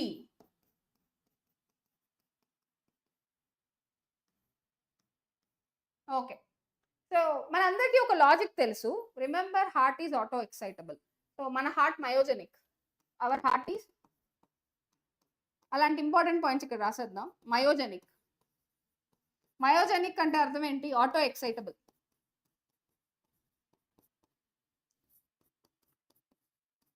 So మన బాడీలోనే పేస్ మేకర్ ఉంటుంది. ఆ పేస్ మేకర్ ఏంటి? SA node. సో ఇది modified heart muscle. So SA node. So ఇప్పుడు ఈ pacemaker initiates, remember, initiates and maintains initiates and maintains cardiac activity. So ఇప్పుడు మనకి ఒక చిన్న very simple day to day life లో మనం చూసే ఒక చిన్న లాజిక్ చెప్తాం. న్యూరోజెనిక్ హార్ట్ కూడా ఉంటుంది. న్యూరోజెనిక్ హార్ట్ ఎవరికి ఉంటుంది? అన్నెలిడా, ఎర్త్ వామ్స్ కి. నాన్ కార్డేట్స్ కి ఉండేదంతా neurogenic heart. Okay, non chordates అన్ని న్యూరోజెనిక్. న్యూరల్ కనెక్షన్ కట్ అయితే హార్ట్ ఆగిపోతుంది. నిజం చెప్పాలంటే మయోజెనిక్ ఉండడం వల్లే హార్ట్ ట్రాన్స్ప్లాంటేషన్ పాసిబుల్ అవుతుంది. హార్ట్ ట్రాన్స్ప్లాంటేషన్ ఎప్పుడు కూడా బ్రెయిన్ డెత్ పీపుల్ నుంచి తీసుకుంటారు. ఇప్పుడు మనకి బ్రెయిన్ కనెక్షన్ కట్ అయిపోయినా కానీ మనకి హార్ట్ అనేది కంటిన్యూస్ గా కొట్టుకుంటూనే ఉంటుంది కదా, because of this reason. Myogenic, auto excitability, pacemaker ఉంటుంది, initiates and maintain the heartbeat. Okay, right. So మనం ఒక ఫ్యాన్ తిరుగుతూ ఉంది. మనకి ఫ్యాన్ తిరుగుతున్నప్పుడు ఈ ఫ్యాన్ ని స్టార్ట్ చేసేది స్టాప్ చేసేది ఏంటి? స్విచ్. ఆ స్విచ్ ఎస్తే నోడ్ అనుకోండి, విచ్ ఇనిషియేట్స్ అన్నాడు కదా, స్టార్ట్ చేసేది స్టాప్ చేసేది స్విచ్. సో నాకు ఈ ఫ్యాన్ స్పీడ్ పెంచాలని ఉంది, స్పీడ్ తగ్గించాలని ఉంది. స్విచ్ ఆ పని చేస్తుందా? స్విచ్ ఆ పని చేయలేదు కదా. సో స్విచ్ ఓన్లీ స్టార్ట్ చేస్తుంది, స్టాప్ చేస్తుంది. కానీ రెగ్యులేటర్ అనేది ఒకటి ఉంటుంది మనకి. ఓకే, ప్రతి మొత్తం బోర్డులో, ఎలక్ట్రికల్ బోర్డులో రెగ్యులేటర్ ఉంటుంది. రెగ్యులేటర్ చేసే పని ఏంటి? ఇంక్రీజ్ చేస్తుంది, డిక్రీజ్ చేస్తుంది. రిమెంబర్, అలానే కార్డియాక్ యాక్టివిటీని ఇంక్రీజ్ చేయాలన్నా లేకపోతే తగ్గించాలన్నా మనకి రెగ్యులేటరీ సిస్టమ్ అనేది ఉండాలి. ఫర్ ఎగ్జాంపుల్, నేను ఫాస్ట్గా పరిగెడుతున్నా, ఈరోజు అర్జెంటుగా క్లాస్ ఉంది, ఎగ్జామ్ ఉంది, నేను వెళ్ళాలి అర్జెంటుగా అని చెప్పి ఫాస్ట్గా వెళ్తున్నా. ఈ ఫాస్ట్గా వెళ్ళాలంటే నాకు చాలా ఎనర్జీ కావాలి. చాలా ఎనర్జీ కావాలంటే బ్లడ్ ఫ్లో అనేది ఫాస్ట్గా జరుగుతూ ఉండాలి. ఈ విషయం హార్ట్కి ఎలా తెలుస్తుంది? నేను ఫాస్ట్గా నడవాలి కాబట్టి హార్ట్ ఫాస్ట్గా పంప్ చేయాలనే విషయం మన హార్ట్కి ఎలా తెలుస్తుంది? సో అందుకే న్యూరల్ మెకానిజం అనేది ఇక్కడికి వస్తుంది అనమాట. సో న్యూరల్ మెకానిజం, అందుకే బ్రెయిన్ అనేది ఇక్కడ ఇంక్లూడ్ అవుతుంది. రిమెంబర్, రెగ్యులేషన్ అనేది మెయిన్గా 2 రకాలుగా జరుగుతుంది. న్యూరల్ రెగ్యులేషన్ ఒకటి, కెమికల్ రెగ్యులేషన్ ఒకటి. అర్థమైందా? న్యూరల్ రెగ్యులేషన్ ని చేసేది ఏంటి? బ్రెయిన్. బ్రెయిన్లోని lower part of the brain, lower part of the బ్రెయిన్లో మనకి ఏముంటుంది? Medulla oblongata. మెడుల్లా. సో మెడుల్లాలో మనకి సెంటర్స్ ఉంటాయి. కార్డియాక్ యాక్టివిటీ సెంటర్ అని, కార్డియాక్ సెంటర్ ఉంటుంది. అలానే వాసోమోటార్ సెంటర్ ఉంటాయి.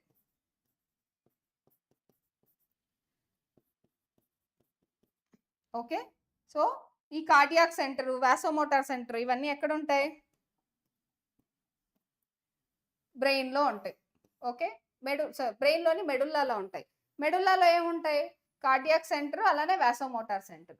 సో ఇవి ఇంపల్సెస్ని, సో వీటి న్యూరల్ కనెక్షన్స్ హార్ట్కి ఉంటాయి. Even though heart auto excitable అన్నీ అన్నా కానీ హార్ట్ని రెగ్యులేట్ చేయాలి కదా. ఓకే, అర్థం అవ్వలేదా? ఓకే, హిందీయా? ఇది తెలుగు ఛానల్ కదా, తెలుగు ఛానల్ ఇది. Okay, so remember, even though the heart is myogenic, auto excitable, pacemaker driven by SA node, initiates and maintains the heart activity. But regulation అంటే ఏంటి? హార్ట్ రేట్ ని పెంచాలన్నా, బ్లడ్ ప్రెషర్ ని పెంచాలన్నా, heart rate ని తగ్గించాలన్నా, blood pressure ని తగ్గించాలన్నా మనకు ఒక regulator కావాలి కదా. సో రెగ్యులేటర్ కావాలి కాబట్టి ఆ రెగ్యులేటరే బ్రెయిన్. ఓకే, బ్రెయిన్ నుంచి మనకి నర్వస్ సప్లై జరుగుతుంది. ఆ నర్వస్ సప్లై ఎక్కడి నుంచి? మెడుల్లా అబ్లాంగేటా నుంచి. మెడుల్లా అబ్లాంగేటాలో మనకి సెంటర్స్ ఉంటాయి, కార్డియాక్ సెంటర్, అలానే వాసోమోటార్ సెంటర్. ఇది మెయిన్ గా అటోనామిక్ నర్వస్ సిస్టమ్ ద్వారా, through autonomic nervous system,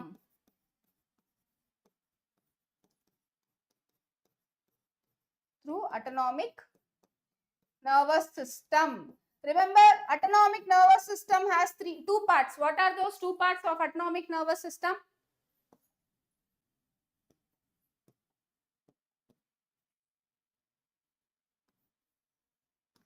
Sympathetic and parasympathetic.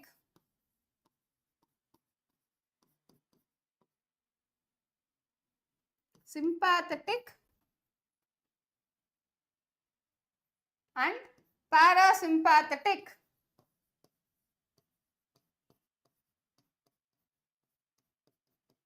Okay, you got it? Sympathetic and parasympathetic. Sympathetic ఏం చేస్తుంది?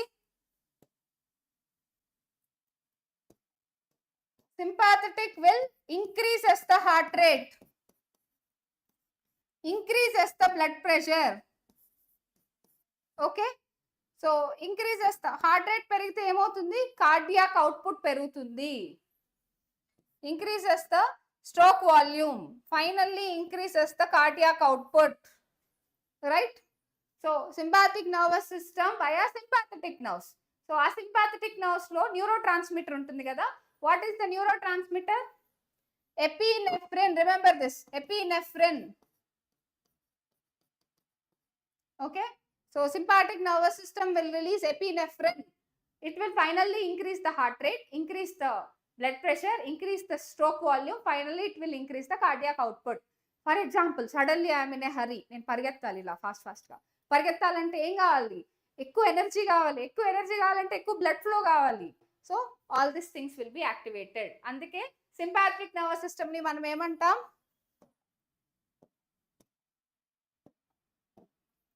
Flight or fight or fright. ఒకటి, ఒక సడన్ గా ఒక పులినో సింహాన్నో చూసారు, ఏం చేస్తారు, ఒకటి పరిగెత్తేస్తాం, వెరీ సింపుల్, ఒకటే చేస్తాం, ఫైట్ ఏం చెయ్యం, ఓన్లీ ఫ్లైటే, పరిగెత్తేయడమే, ఇంకేం ఆలోచించడాలు ఏం ఉండవు. Right right, fight or fright, భయపడడం లేదా పరిగెత్తడం లేదా దాంతో ఫైట్ చేయడం. Okay right. సో ఎగ్జామినేషన్లో కూడా మనకి అదే జరుగుతుంది. ఒకటి, 3 రకాల పీపుల్ ఉంటారు, ఒకరు భయపడుతూ ఉంటారు ఫ్రైట్, ఇంకొకరు ఎగ్జామే వద్దురా బాబు అని పారిపోతారు. ఓకే, సో కానీ చాలా మంది ఇప్పుడు ఆన్లైన్లో లైవ్ చూసే వాళ్ళందరూ కూడా ఫైట్ చేస్తారనమాట, మీరు ఫైట్ చేసి విన్ అవుతారు. రైట్, ఇప్పుడు నెక్స్ట్ పారాసింపాథటిక్, ఏవైతే ఇది చదివామో దానికి total opposite. So parasympathetic nervous system ఏంటి, neurotransmitter ACH, acetylcholine. Remember, parasympathetic nervous system neurotransmitter ఏంటి, acetylcholine. So acetylcholine ఏం చేస్తుంది, parasympathetic nervous system opposite, decreases the heart rate, decreases the blood pressure, so decreases the stroke volume, finally decreases the cardiac output, right? So ivi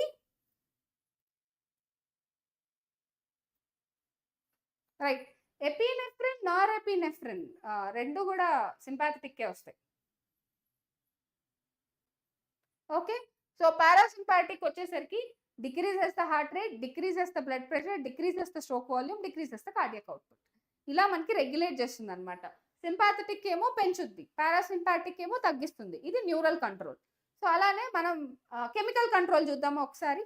right, so ఇవి SA node మీద act చేసి heart రేట్ని తగ్గించడం, heart రేట్ని పెంచడం చేస్తాయి. Right, chemical కంట్రోల్కి వచ్చేసరికి వాట్ వీ హ్యావ్, సో ఇప్పుడు kidneys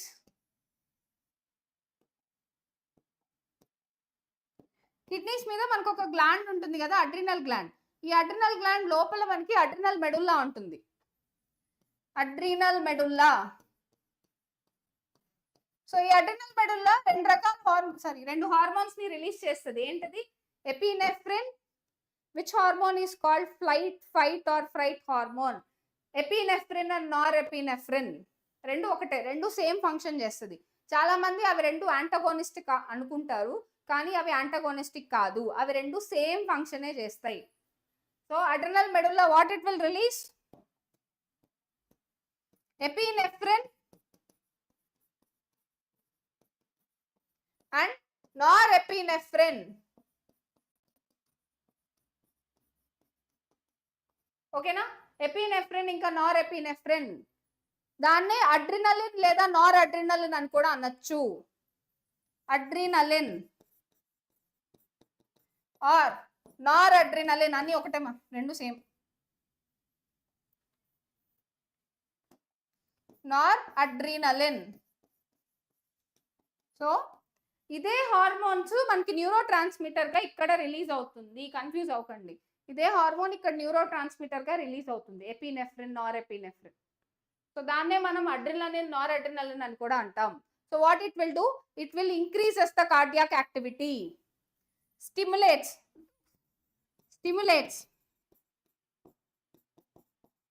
increases, stimulates or increases or excites the cardiac activity.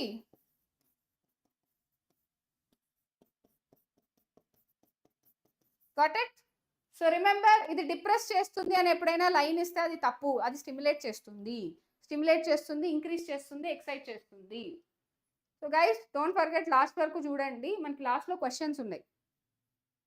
Okay, next and foremost, so మనకి కంట్రోల్ సిస్టమ్ అర్థమైంది కదా. కంట్రోల్ సిస్టంలో even though heart, biogenic, auto excitable, SA node, pacemaker అన్నీ ఉన్నా కానీ regulation అనేది చాలా ఇంపార్టెంట్. ఇంక్రీజ్ చేయాలన్నా డిక్రీజ్ చేయాలన్నా కానీ ఇప్పుడు మనం బ్రెయిన్కి తెలుస్తుంది మనం వెళ్ళాలి, ఫాస్ట్గా వెళ్ళాలి అని. హార్ట్కి ఎలా తెలుస్తుంది?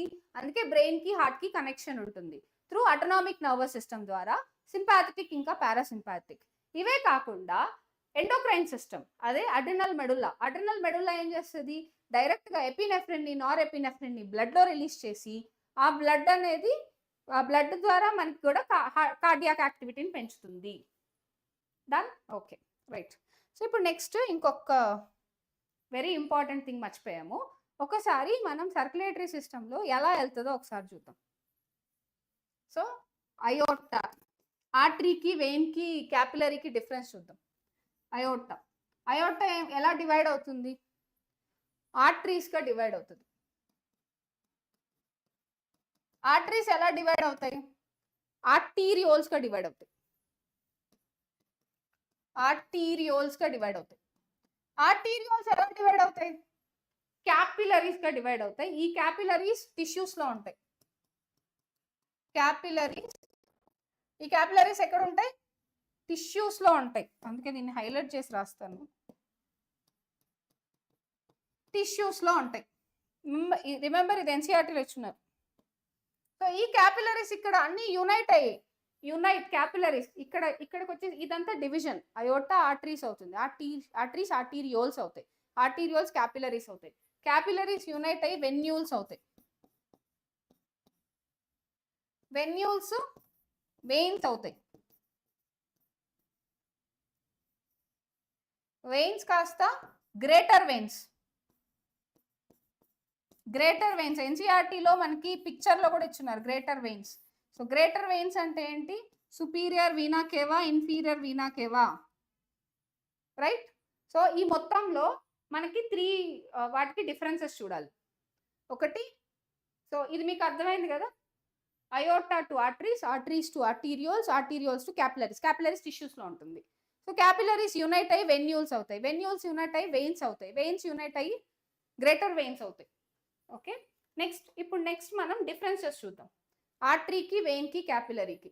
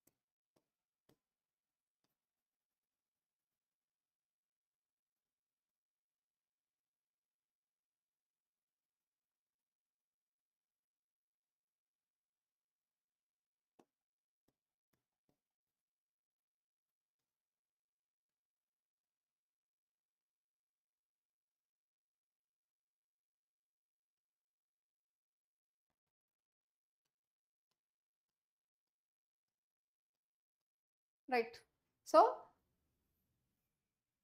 ఏ, బి, సి. ఇప్పుడు నేను 3 డయాగ్రామ్లు గీసాను కదా, ఏ ఏంటి, బి ఏంటి, సి ఏంటి? A is artery, B is vein, C is capillary.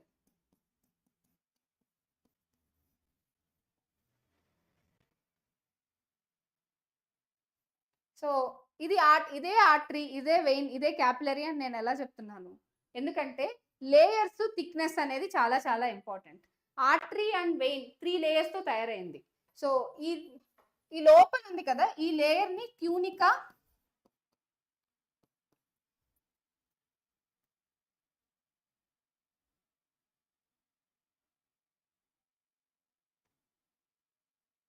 Okay, tunica intima అంటాం. ఓకే, సో ఈ వెరీ ఇన్నర్ లేయర్ ని ట్యూనికా ఇంటిమా. సో మిడిల్ లో స్మూత్ మజిల్స్ తో ఉంది కదా, దీన్ని tunica media. Tunica media. So బయట ఉంది కదా, ఇది tunica externa. Externa. Got it? So guys remember, ఆర్టరీలో నారో లూమెన్ ఉంటుంది, వెయిన్స్ లో వైడ్ లూమెన్ ఉంటుంది, కాబట్టి అలా డిఫరెన్షియేట్ చేయగలం. క్యాపిలరీ సింగిల్ సెల్ థిక్నెస్ ఉంటుంది.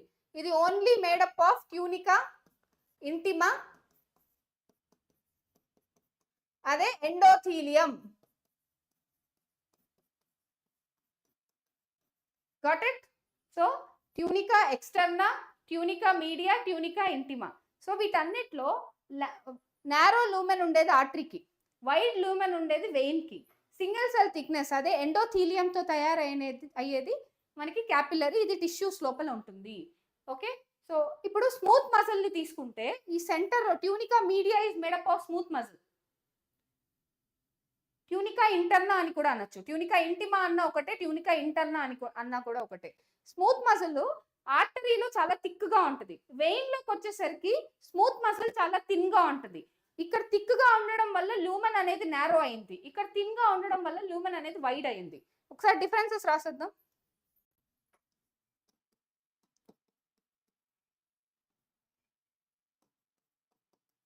రిమెంబర్, ఆర్టరీ ఎప్పుడు కూడా డీప్ గా ఉంటుంది, డీప్. సో వెయిన్ సూపర్ఫిషియల్ గా ఉంటుంది, అందుకే ఎక్కువ ఇంట్రావీనస్ వేస్తారు, ఐవి వేస్తారు కదా. వెయిన్స్ ఇక్కడ పట్టేయచ్చు ఈజీగా, వెయిన్స్ పైన కనిపిస్తాయి, ఆర్టరీస్ కనిపివు. ఆర్టరీ థిక్ గా ఉంటుంది, వెయిన్స్ థిన్ గా ఉంటాయి. ఓకే, ఆర్టరీ థిక్ గా ఉంటుంది, వెయిన్స్ థిన్ గా ఉంటుంది. ఆర్టరీ లూమెన్ నారో లూమెన్ ఉంటుంది, veins lumen wide lumen.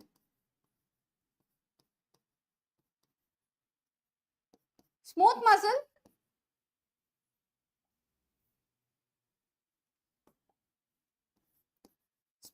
is thick.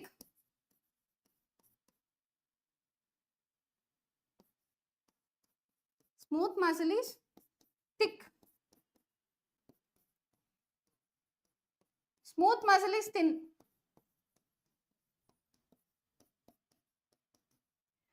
ఇక్కడ బ్లడ్ హై ప్రెషర్ తో ఫ్లో అవుతుంది, high pressure.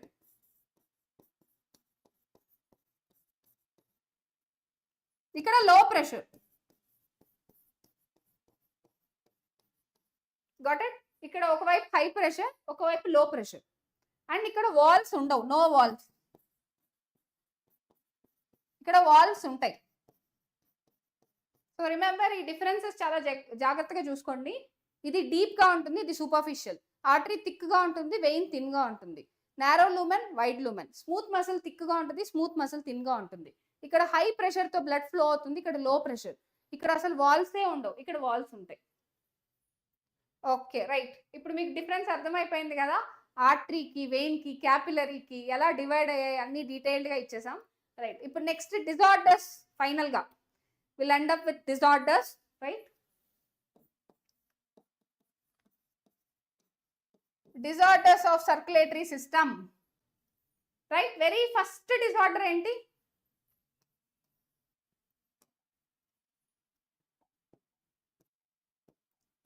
Hyper tension. Very first disorder hypertension. Hypertension అంటే ఏంటంటే, యూజువల్ గా నార్మల్ బ్లడ్ ప్రెషర్ చాలా చాలా ఇంపార్టెంట్ మనకి. నార్మల్ బ్లడ్ ప్రెషర్ అనేది, normal BP is 120/80 mm of Hg, millimeter of mercury, millimeter of mercury rise. Okay, so normal BP is 120/80. Remember, ఎప్పుడు high blood pressure అని చెప్పాలంటే, వెన్ హై బ్లడ్ ప్రెషర్ ఎప్పుడు అంటే ఎప్పుడైతే 140/90 mm of Hg అవుతుందో, when it will be 140/90 mm of Hg, అప్పుడు మాత్రమే high blood pressure అని చెప్పాలి. అప్పటి వరకు అది హై బ్లడ్ ప్రెషర్ కాదు. కానీ మ్యామ్ ఫర్ ఎగ్జాంపుల్ 130, 125 దీన్ని ఏమంటారు? సో 120, 125, 130 అనేది కూడా నార్మలే. కానీ ఎప్పుడైతే 130 పైన వస్తూ ఉంటారో వాళ్ళు హై బ్లడ్ ప్రెషర్కి దగ్గరగా ఉంటారు అని అర్థం. అది కూడా వన్ ఆఫ్ ద కాషన్ ఇస్తుంది అది మన బాడీకి. కానీ ఎప్పుడైతే మోర్ దాన్ 140/90 అంటామో, సో కొంతమంది ఉంటారు 120/80 నార్మల్, వాళ్ళకి 125 వస్తుంది లేదా 122 వస్తుంది. నాకు హై బ్లడ్ ప్రెషర్, నాకు బ్లడ్ ప్రెషర్ వచ్చేసింది అనుకుంటారు. కానీ అది కాదు. రిమెంబర్, ఎప్పుడు కూడా 140/90 వస్తేనే high blood pressure, hyper tension. So hyper tension అనేది దేని వల్ల వస్తుంది? డయాబెటీస్ వల్ల హైపర్ టెన్షన్ వస్తుంది, ఆల్కహాలిజం వల్ల హైపర్ టెన్షన్ వస్తుంది.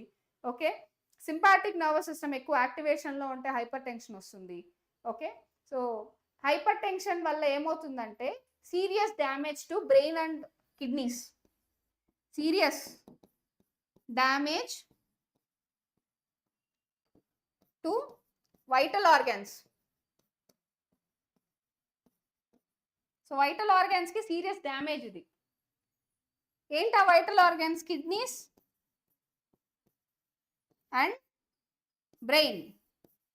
Okay, remember 20% of the blood కిడ్నీస్కి వెళ్తాయి, ఇంకో 20% ఆఫ్ ద బ్లడ్ బ్రెయిన్కి వెళ్తాయి. 5 లీటర్స్లో 1 లీటర్ కిడ్నీకి, 1 లీటర్ బ్రెయిన్కి వెళ్తాయి. సో అవి రెండే కదా సీరియస్గా అఫెక్ట్ అయ్యేవి. ఓకే రైట్, 120/80 దేంట్లో? Normal BP is 120/90. ఓకే, అలా 120 రాకపోయినా నార్మల్ కాదా అంటే 125 ఇవన్నీ. అందుకే చెప్పారు హై బ్లడ్ ప్రెషర్ అని ఎప్పుడు మాట్లాడాలంటే 140/90. అసలు బ్లడ్ ప్రెషర్ని కంట్రోల్ చేసేది ఏంటంటే, ఫస్ట్ థింగ్ అసలు బ్లడ్ ప్రెషర్ అంటే ఏంటంటే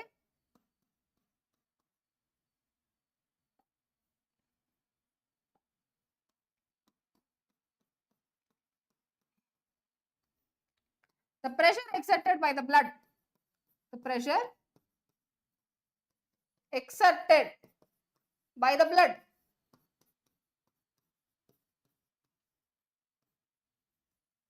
on blood vessels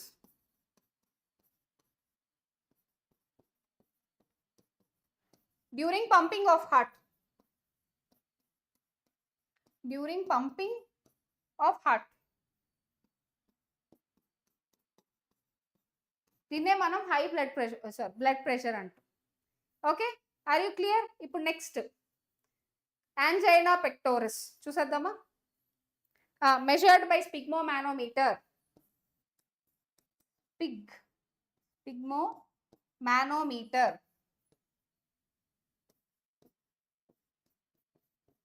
sphygmomanometer, very good. So this is the device that is used to measure blood pressure.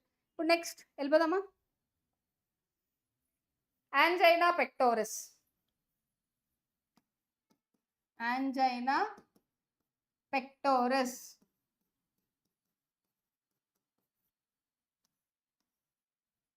Okay, angina pectoris అంటే ఏంటి? Chest pain. ఓకే, పర్టికులర్గా ఎటువైపు చెస్ట్ పెయిన్ వస్తుంది? లెఫ్ట్ సైడ్ చెస్ట్ పెయిన్ వస్తుంది వాళ్ళకి. Left side of the chest and left arm. Okay, so ఎప్పుడు ఈ angina pectoris దేని వల్ల వస్తుందంటే,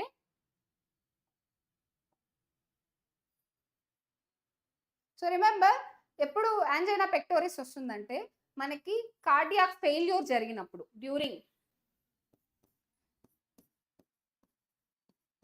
congestive heart failure, congestive heart. So congestive heart diseases వల్ల కంజెస్టివ్ లంగ్స్ అయిపోతాయి. అంటే tightness of the chest, congestive heart, congestive lungs లో ఏంటంటే టైట్నెస్ ఆఫ్ ద చెస్ట్ అనేది రికార్డ్ అవుతుంది. సో ఇది దేని వల్ల రావచ్చు? Cardiac failure. Cardiac failure. So cardiac failure దేని వల్ల రావచ్చు? Myocardial infarction. Myocardial infarction. Okay, దీన్నే మనం ఏమంటాం? హార్ట్ అటాక్ అంటాం.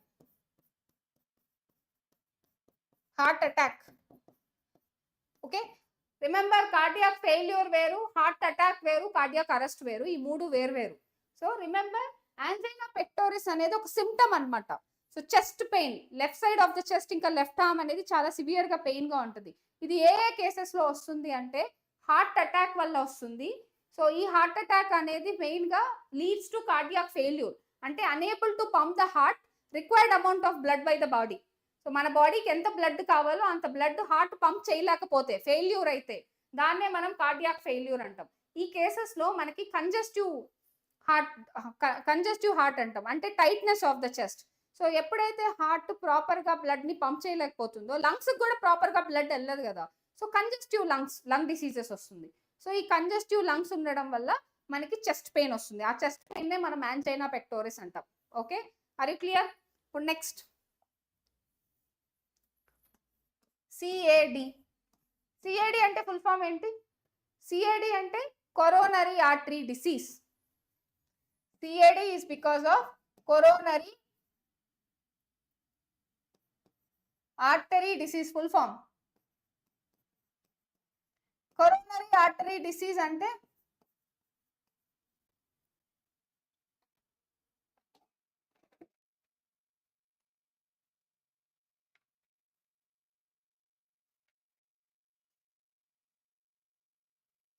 Right.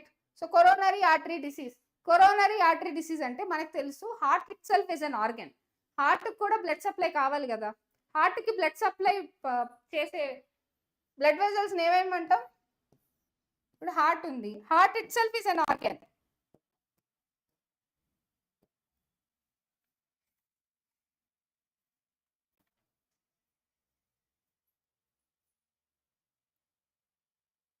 Okay, heart itself is an organ.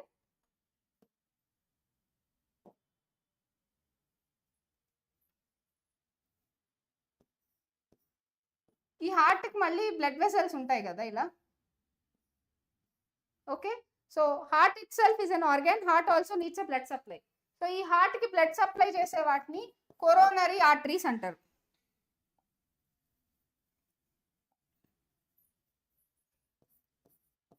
Coronary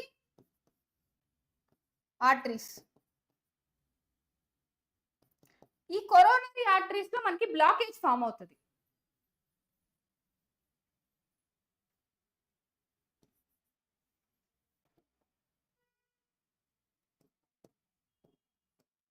ఈ కొరోనరీ ఆర్టరీస్ లో మనకి బ్లాకేజ్ వస్తుంది. ఈ కొరోనరీ ఆర్టరీస్ లో బ్లాకేజ్ వస్తే హార్ట్ కి ఆ పర్టికులర్ పార్ట్ కి required amount of blood supply అవ్వదు కదా. So coronary artery disease main గా దేని వల్ల? అథెరోస్క్లెరోసిస్. ఓకే, అథెరోస్క్లెరోసిస్ అంటే డిపాజిషన్ ఆఫ్, ఏమేమి డిపాజిట్ అవుతాయి? 4 థింగ్స్ గుర్తుపెట్టుకోండి. Deposition of fat, fibre, calcium, cholesterol. So ఇవన్నీ డిపాజిట్ అయిపోయి ఇక్కడ బ్లాకేజ్ ఫామ్ అవుతుంది. సో దీన్నే మనం కొరోనరీ ఆర్టరీ డిసీజ్ అంటాం. Coronary artery disease is because of atherosclerosis. arteries which supplies the blood to myocardium so will be blocked by atherosclerotic plaque. Atherosclerotic plaque దేని వల్ల జరుగుతుంది? Deposition of fat, fibre, calcium, cholesterol, FFCC అంటాం దీన్ని. Okay, fat, fibre, calcium, cholesterol. Okay, so దీనివల్ల ఏమవుతుంది final గా? narrows the lumen of artery. Final output ఏంటి? poor supply of the blood. Poor supply of the blood.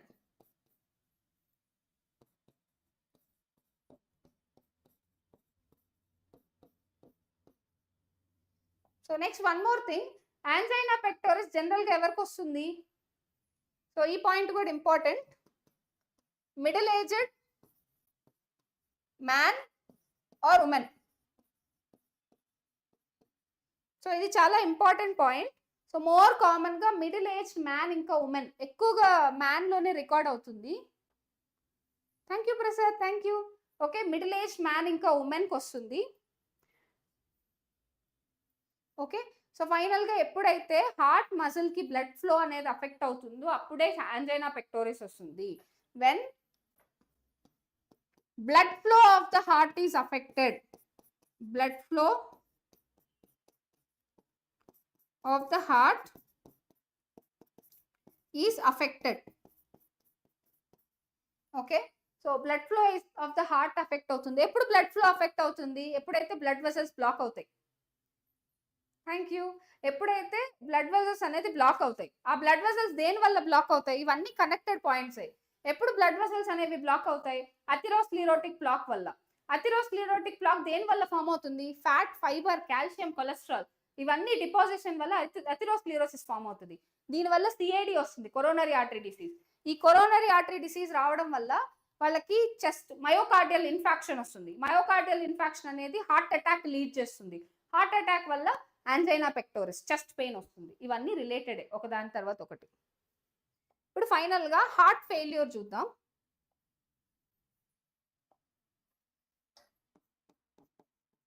Heart failure లేదా cardiac failure, heart attack,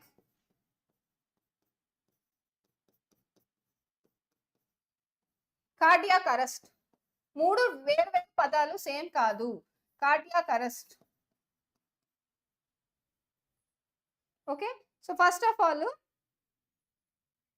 so heart failure ని ఇంకొక పేరుతో చెప్పాలంటే congestive heart failure అని కూడా పిలుస్తాం. కంజెస్టివ్ హార్ట్ ఫెయిల్యూర్ అని కూడా పిలుస్తారు. ఎందుకంటే బికాస్ ఆఫ్ కంజెషన్ అంటే tightness, congestion of lungs, congestion of lungs వల్ల సో కంజెస్టివ్ హార్ట్ ఫెయిల్యూర్ అని కూడా పిలుస్తారు. హార్ట్ ఫెయిల్యూర్ అన్న కంజెస్టివ్ హార్ట్ ఫెయిల్యూర్ అన్న ఒకటే, because of congestion of lungs. Heart attack అన్నా ఓకే, హార్ట్ స్ట్రోక్ అన్నా ఒకటే. హార్ట్ అటాక్ అన్నా హార్ట్ స్ట్రోక్ అంటారు కదా, ఒకటే. సో ఈ మూడు పదాలు డిఫరెంట్. ఈ మూడు పదాలు మనకి క్లియర్ గా అర్థం అవ్వాలంటే ఒక చిన్న పాయింట్ ఇక్కడ మనం క్లారిటీ తెచ్చుకోవాలి. ఇప్పుడు మనకి హార్ట్ ఉంది, హార్ట్ కి మనకి కొరోనరీ ఆర్టరీస్ ఇవన్నీ బ్లడ్ ని పంప్ చేస్తున్నాయి, బ్లడ్ ని సప్లై చేస్తున్నాయి. ఈ కొరోనరీ ఆర్టరీ లోపల మనకి అథెరోస్క్లెరోటిక్ ప్లాక్ ఫామ్ అయింది. ఎప్పుడైతే మనకి అథెరోస్క్లెరోటిక్ ప్లాక్ ఫామ్ అవుతుందో ఈ particular area of the heart కి బ్లడ్ వెళ్ళదు. ఇప్పుడు ఏమవుద్ది, ఫైనల్ గా బ్లడ్ సెల్స్ అనేవి చనిపోతూ వస్తాయి. ఇక్కడ బ్లడ్ సెల్స్ అన్ని చచ్చిపోతాయి పోను. దీన్నే మనం మయోకార్డియల్ ఇన్ఫాక్షన్ అంటాం. Okay, so remember first case atherosclerosis. Atherosclerosis వల్ల ఏం జరిగింది? Decreased blood supply. Decreased blood supply వల్ల న్యూట్రియంట్స్ రాలేదు, న్యూట్రియంట్స్ డెఫిషియట్ అయింది. న్యూట్రియంట్ డెఫిషియట్ అవడం వల్ల ఏమైంది? హార్ట్ సెల్స్ చచ్చిపోతూ వచ్చాయి, అంటే ఇన్ఫాక్షన్ అంటాం.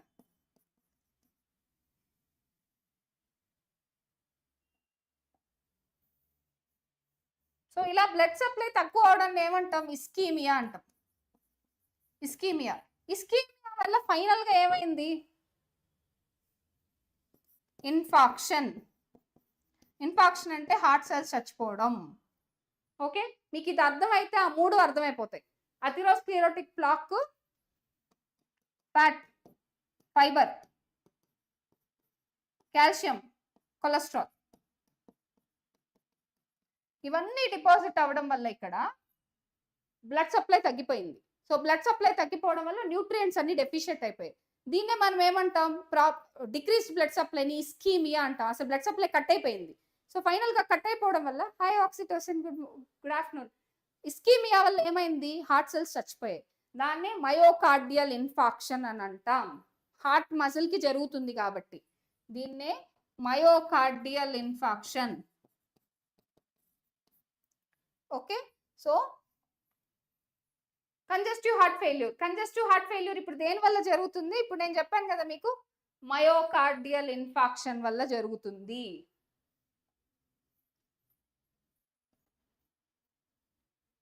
Myocardial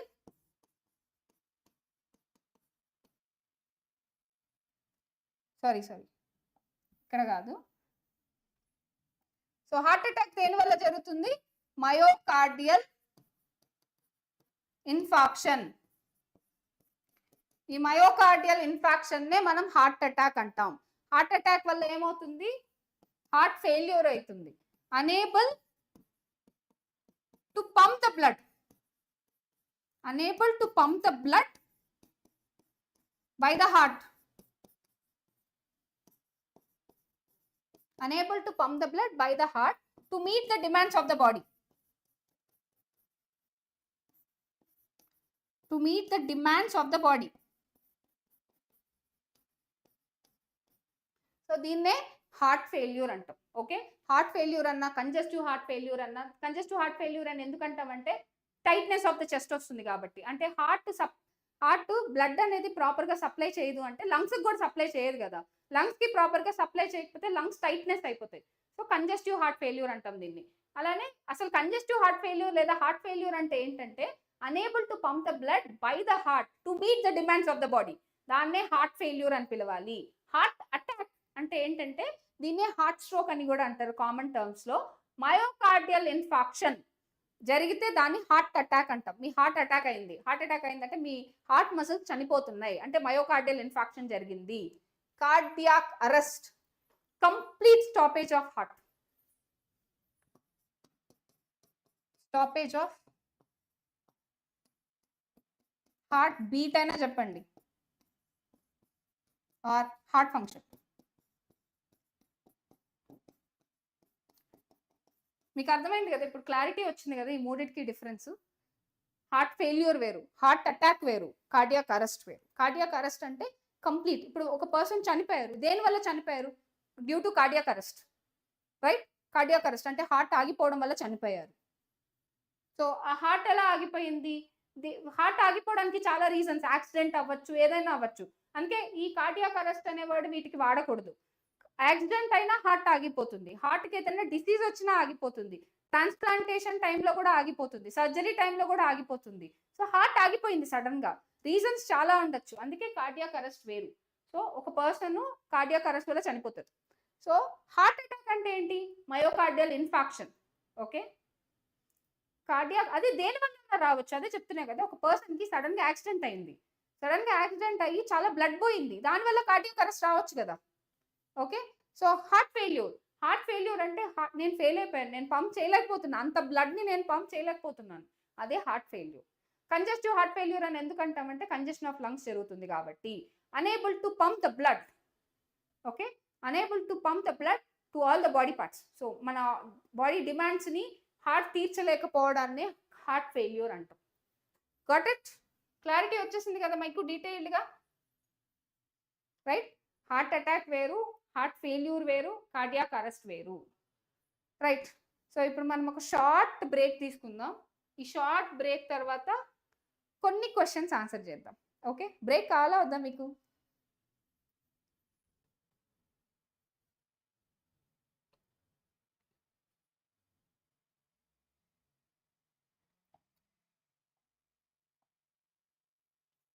clear?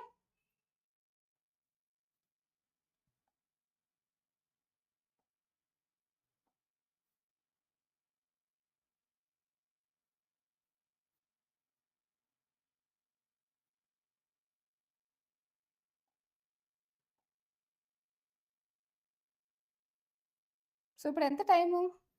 12:41. Have a 5 minutes lunch break, just 5 minutes lunch break.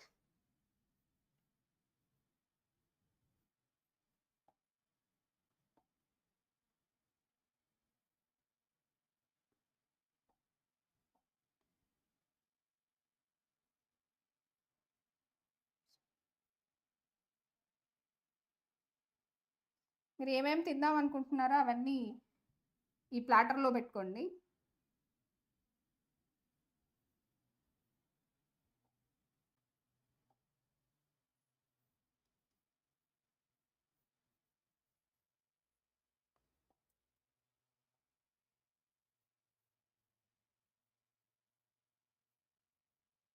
Okay, have a short 5 minutes snacks break. Okay,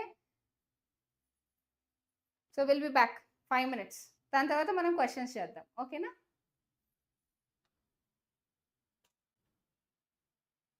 clear అయిందా ఇప్పుడు హార్ట్ ఫెయిల్యూర్కి వాటన్నిటికీ?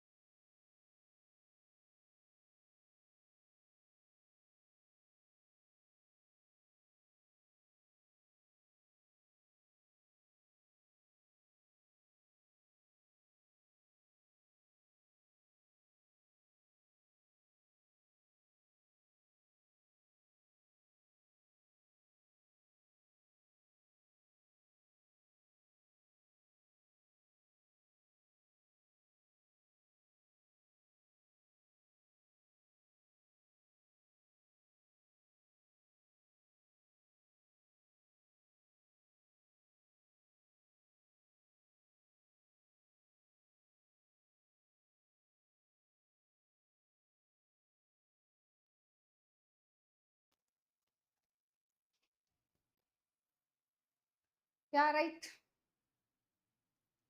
ఓకే. ఇప్పుడు మళ్ళీ స్నాక్స్ పిక్స్ అయిపోయింది కదా!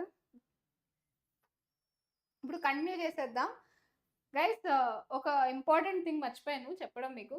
ఈ యాంజైనా పెక్టోరిస్ మెయిన్‌గా దేనివల్ల వస్తుంది అంటే, ఎప్పుడైతే హార్ట్ మజిల్‌కి బ్లడ్ సప్లై తగ్గుతుందో, హార్ట్ మజిల్‌కి బ్లడ్ సప్లై తగ్గడం అంటే ఆక్సిజన్ తగ్గడం.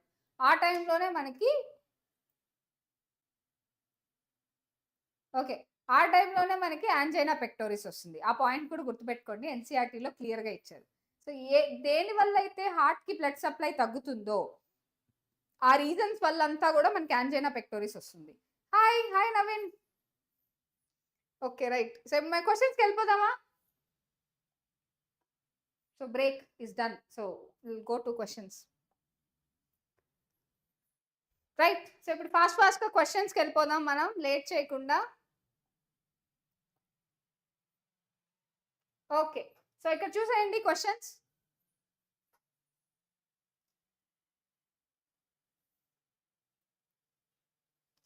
అండి. ఇది నీట్ 2017 క్వెషన్. సో, మీరు చూస్తే ఈ క్వెషన్‌లో adult human RBC are enucleated. Adult human ఆర్‌బీసీలో ఈ న్యూక్లియేటెడ్ అంటే న్యూక్లియస్ ఉండదు. Which of the following statements are most appropriate explanation for this? So, they are somatic cells. They do not need to reproduce చేయబడలేదు అంటే correct explanation కావాలి. They all their internal space is available for oxygen transport and they do not metabolize. Okay. So, adult human RBC are enucleated. Which of the following statements is most appropriate? Only C. All their internal space is available for oxygen transport. Very good.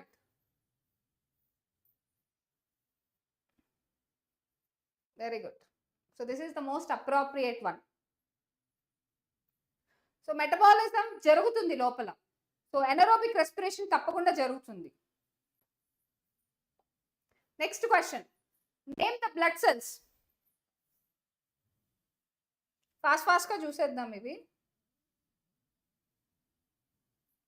Name the blood cells whose reduction in number will cause a clotting disorder, leading to excessive loss of blood from the body. Obviously, thrombocytes. Ante simple.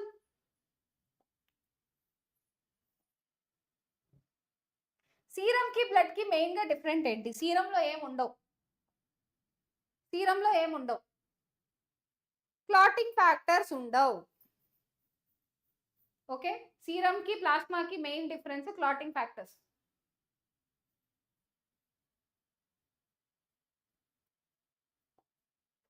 Next, blood pressure in pulmonary artery.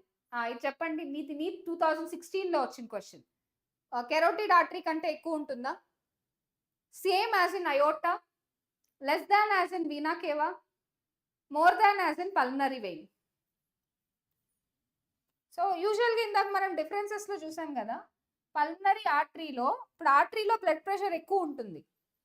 So less than in vena cava తీసేయండి, more than in pulmonary vein.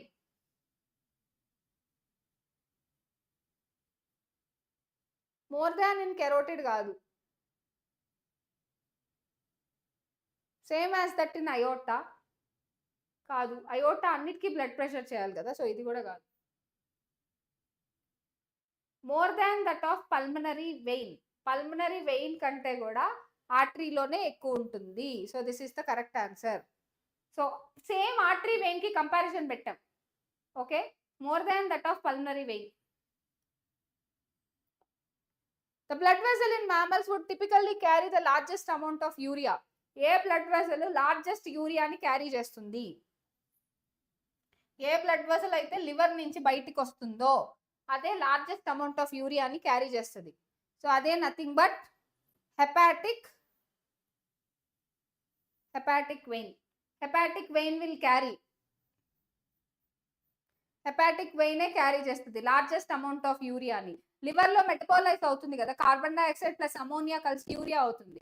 ఆ urea బయటకు ఎక్కువగా వచ్చేది hepatic vein ద్వారా. Next, doctors use stethoscope. 2015 లో అడిగిన question.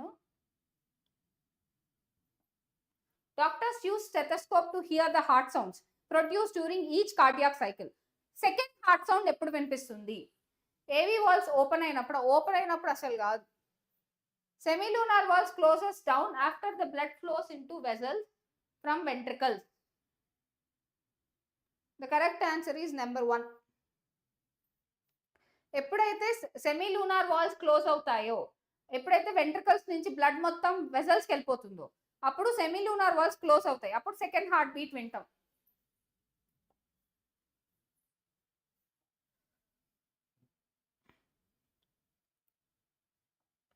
A person with blood group AB is considered as universal recipient because he has both antigen A and B in plasma but no antibodies.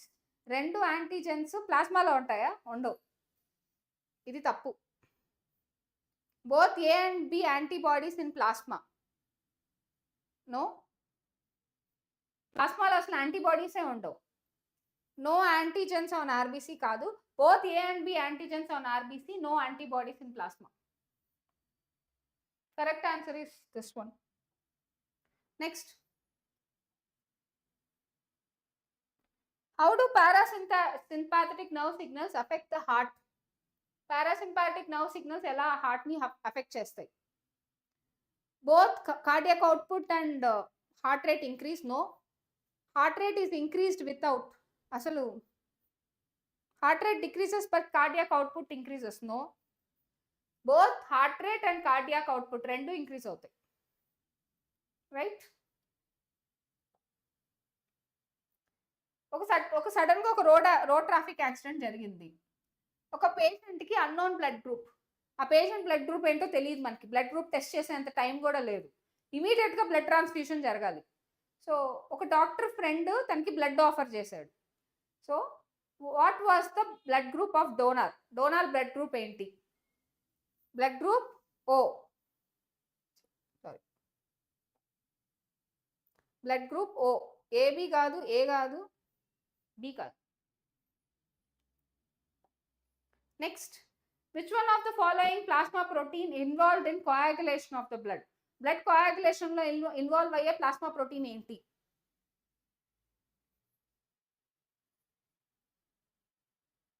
ఫిబ్రినోజన్.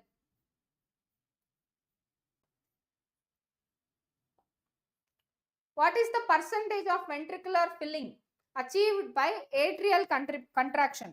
ఇది కూడా మనం ఇందాక discuss చేసాం. ఎంత percentage of blood atrial systole ద్వారా పోతుంది? 30%. Right. The right atria of the human heart receives. Right atria human heart లో ఏం రిసీవ్ చేసుకుంటుంది? Oxygenated blood, deoxygenated blood, atrial blood, Venus blood? Deoxygenated blood.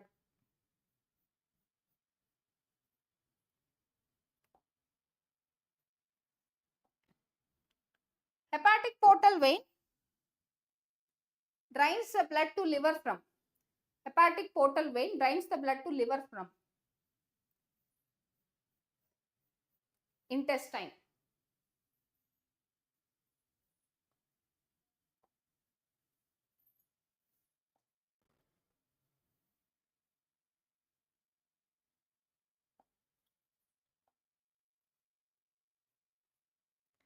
Arteries కి best definition ఏంటి? Arteries కి best definition ఏంటి? Blood carries blood away from the heart to different organs, break up into capillaries. ఇది కాదు. Carry blood from one visceral organ to another. No. Supplies oxygenated blood to different body parts. No. This is the right answer. అది oxygenated అవ్వచ్చు, deoxygenated అవ్వచ్చు, ఏదైనా అవ్వచ్చు. Which carries the blood away from the heart, దాన్నే మనం arteries అని పిలవాలి. Okay, కొంచెం స్లోనా? ఓకే, కొంచెం slow. Okay, remember, any blood vessel which carries the blood away from the heart, దాన్నే ఏ బ్లడ్ అయినా అవ్వచ్చు, ఆక్సిజనేటెడ్ అవ్వచ్చు, డిఆక్సిజనేటెడ్ అవ్వచ్చు, అప్పుడే మనం దాన్ని ఆర్టరీ అని పిలవాలి. Next question, which of the following has open circulatory system? Periplaneta americana, so Pheretima closed circulatory system కదా, ఇది కాదు. కిరుటినేరియా కూడా క్లోజ్, ఇది అసలు వేరే టైప్, ఇది కూడా కాదు. ఆక్టోపస్ కి కూడా క్లోజ్డ్ సర్క్యులేటరీ సిస్టమే. రిమెంబర్ మొలస్కన్స్ లో సెఫలోపాడ్, ఆక్టోపస్, అలానే లోలిగో, సెపియా, వీటన్నిటికీ కూడా క్లోజ్డ్ సర్క్యులేటరీ సిస్టమే ఉంటుంది. So the correct answer is Periplaneta americana, cockroach.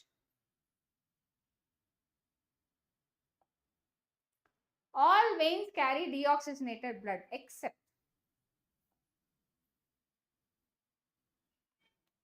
All veins carry deoxygenated blood except pulmonary vein, hepatic portal vein, renal vein.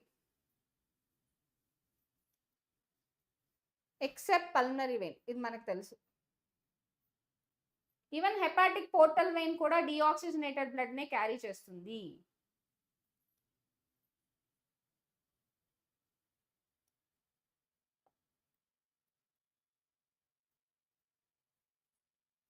So ఇక్కడ మనకు ఒక లేబులింగ్ ఇచ్చారు చూడండి. సో కరెక్ట్ లేబులింగ్ ఏంటో చెప్పాలి ఇక్కడ. మీకోసం కొంచెం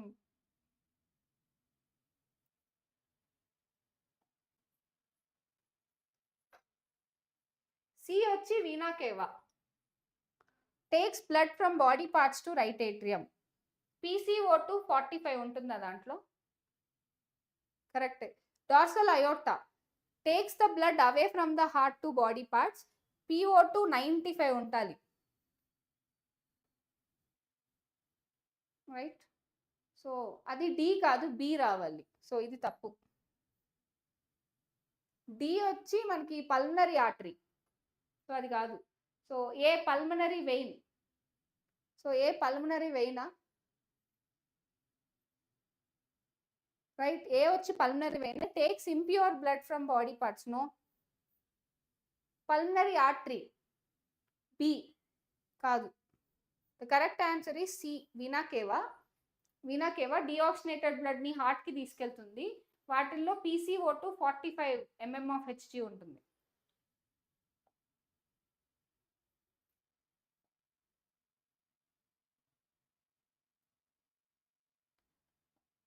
so which of the following matches correctly, correct గా ఏది మ్యాచ్ అయింది? Inferior vena cava receives the deoxygenated blood from head and body, no. అది సుపీరియర్ వీనా కేవా చేస్తుంది. Superior vena cava receives the deoxygenated blood from lower body parts, అది inferior vena cava చేస్తుంది. Pulmonary artery carries deoxygenated blood to the lungs, no. Carries yes, right. Hepatic artery carries deoxygenated blood to the gut. Correct answer is this C, option 3. Pulmonary artery carries deoxygenated blood to the lungs, right, option 3.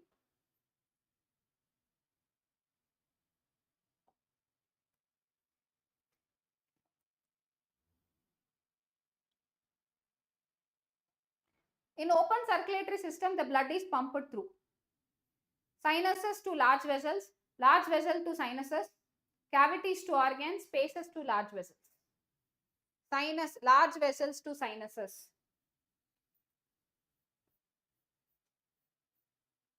మనకి open circulatory system of cockroach ని చూస్తే correct గా తెలుస్తుంది ఇది.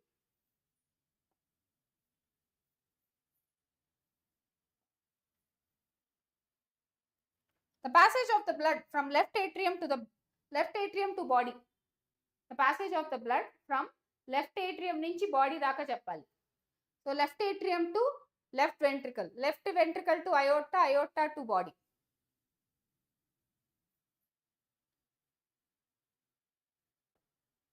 The correct answer is 1. Left atrium నుంచి left వెంట్రికల్కి వెళ్ళిపోద్ది, left ventricle నుంచి అయోర్టా ద్వారా బాడీ పార్ట్స్కి వెళ్ళిపోతుంది.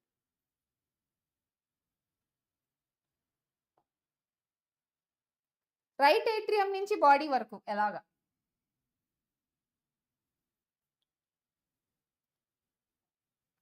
Right atrium to right ventricle, right ventricle to pulmonary vein, pulmonary వెయినా కాదు.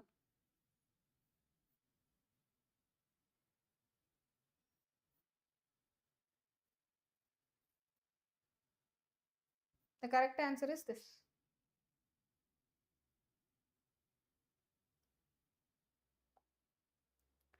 Single pathway of single circulation ఏంటి?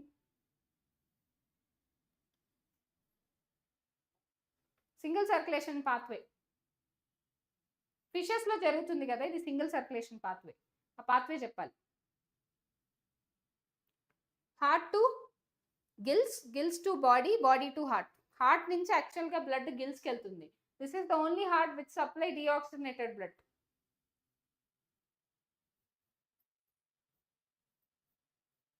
Heart to gills, gills to body, body to heart.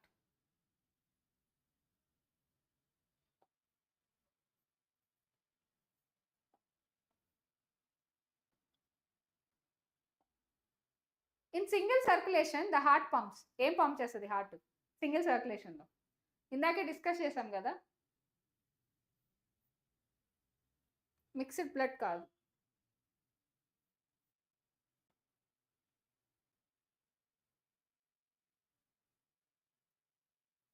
deoxygenated blood.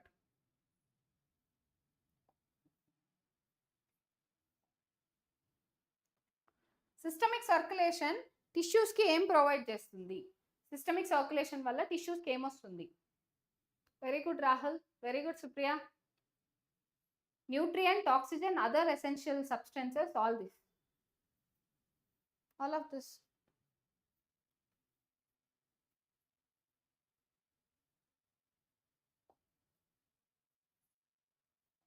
So ఇది correct ఆర్డర్లో చెప్పాలి.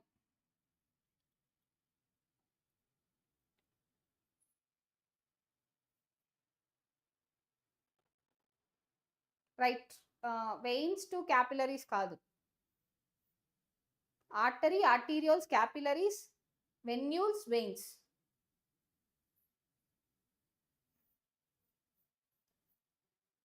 Arteries, arterioles, capillaries, venules, veins. Yes, yes, Navin. All of this. Hepatic portal system is. Hepatic portal system ante enti? Between digestive tract and hypothalamus, between digestive tract and liver.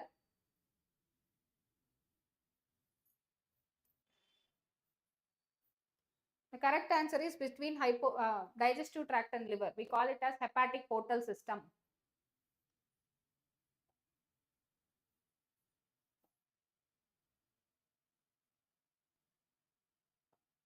The hepatic portal, ఆ bracket లో ఏం రాయాలి? The hepatic portal dash carries blood from dash to liver before the delivery to dash. Hepatic portal vein రావాలి. Vein అంటే ఈ మూడు options ఉన్నాయి, ఈ రెండు ఆప్షన్స్ ఉన్నాయి, ఇది కాదు. Vein carries blood from intestine. So intestine అంటే ఆబ్వియస్లీ ఇదే answer.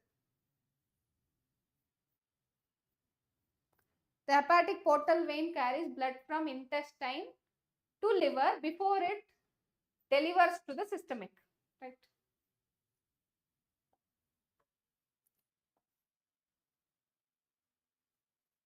Which side of the heart is involved in pulmonary circulation?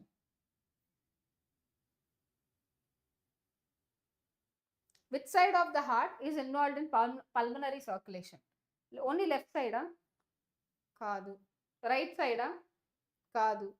Partially left and completely right? No. Both sides equal ga involved ayi unnai. Both sides are equally involved in pulmonary circulation.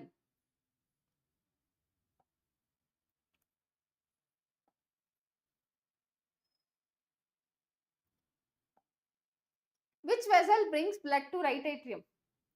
Which vessels bring blood to right atrium? Not pulmonary veins, not pulmonary artery. Aorta and pulmonary artery kaadu. Vena cava and coronary sinus. Okay, coronary sinus is the blood vessel which delivers the blood to the heart. అంటే heart మసిల్లో ఉండే veins అన్నమాట ఇవి. Heart మసిల్లో ఉండే veins, coronary sinus and vena cava.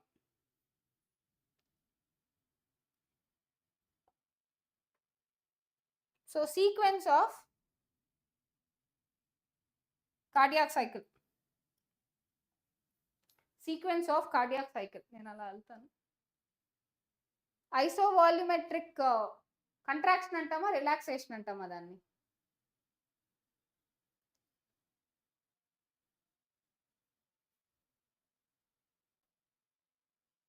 So చూసారా దీన్ని క్లియర్గా?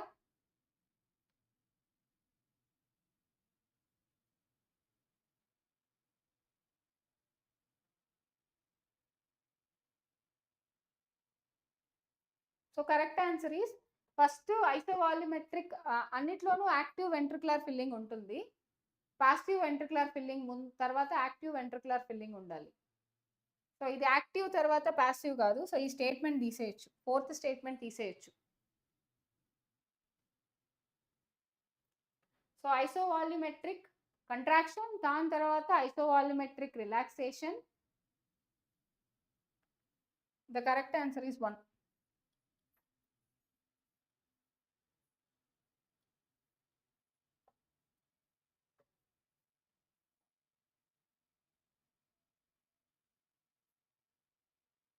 Which of the following is a correct statement? The volume of blood in pulmonary circulation is more than the volume of blood in systematic circulation in any instance. The blood pressure in pulmonary circulation is less than the systemic circulation. Double circulation is the characteristic feature of all vertebrates. కాదు. మరి ఫిషెస్కి single circuit circulation ఉంది కదా. Double aortic arch is seen in birds and mammals. No. The correct answer is option 2. Actually systemic సర్క్యులేషన్లోనే ఎక్కువ blood ఉంటుంది pulmonary కంటే. So ఫస్ట్ది కాదు. The blood pressure in the pulmonary circulation is less compared to systemic circulation.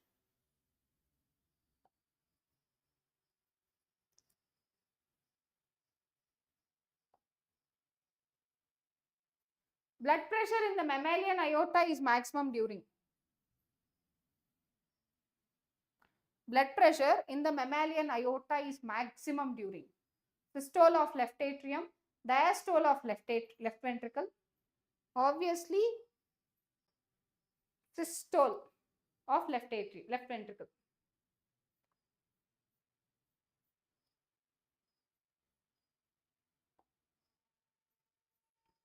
Duration of cardiac cycle is. Cardiac cycle duration ఎంత గుర్తుందా? 0.8 seconds.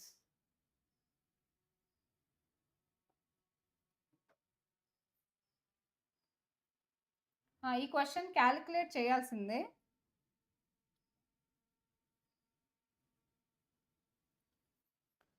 Stroke volume is considered to the stroke volume of heart rate, human heart is considered to be 80 ml.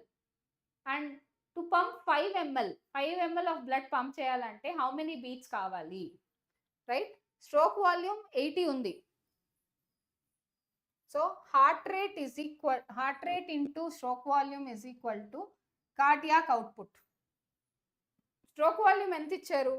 80 ఇచ్చారు. Cardiac output 5000 ml. ఇప్పుడు మనల్ని heart rate ఎంతో కనుక్కోమన్నారు. So ఇప్పుడు ఏం చేయాలి? So ఈ 80 ఇటు వెళ్ళిపోతుంది. So 5000 divided by 80.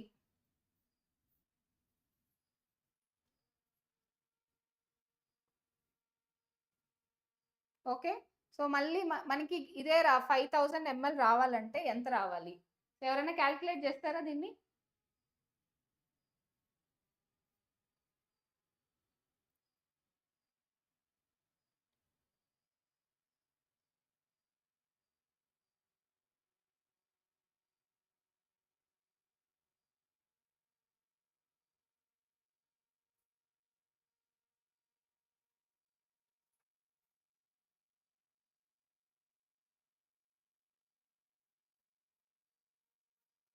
సో 63 ఉంటే అప్పుడు 5000 ml అవుతుంది.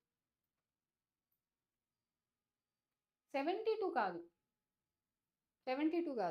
ఇప్పుడు ఇక్కడ ఎంత? 8 6 48.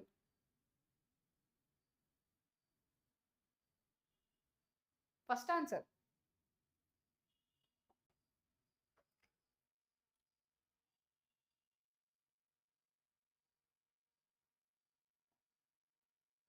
ఏ కార్డియాక్ సైకిల్లో మనకి లప్ సౌండ్ అనిపిస్తుంది? లప్ సౌండ్ అనేది కార్డియాక్ సైకిల్లో ఏ ఈవెంట్లో వినిపిస్తుంది? ఓకే, మనకి లప్ డబ్ అని రెండు ఉంటాయి కదా, వెంట్రికులర్ సిస్టోలా, ఏట్రియల్ డయాస్టోలా, జాయింట్ డయాస్టోలా, ఏట్రియల్ సిస్టోలా. Ventricular systole.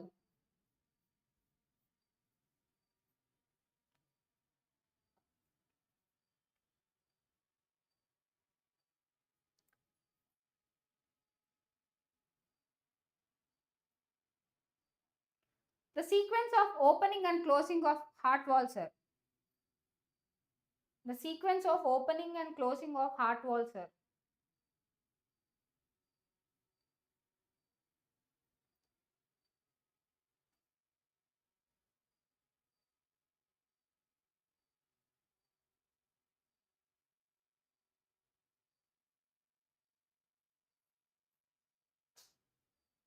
AV valves closures before the closure of semilunar valves. This is the correct answer. AV valves closes. Semilunar valves కంటే ముందు AV valves కదా క్లోజ్ అవుతాయి, దాని తర్వాత semilunar valves క్లోజ్ అవుతాయి.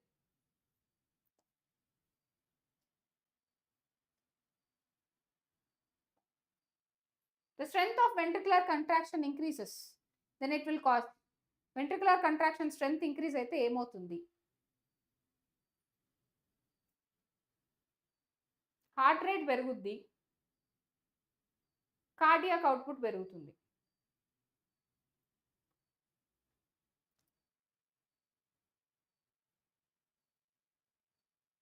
Both 1 and 2.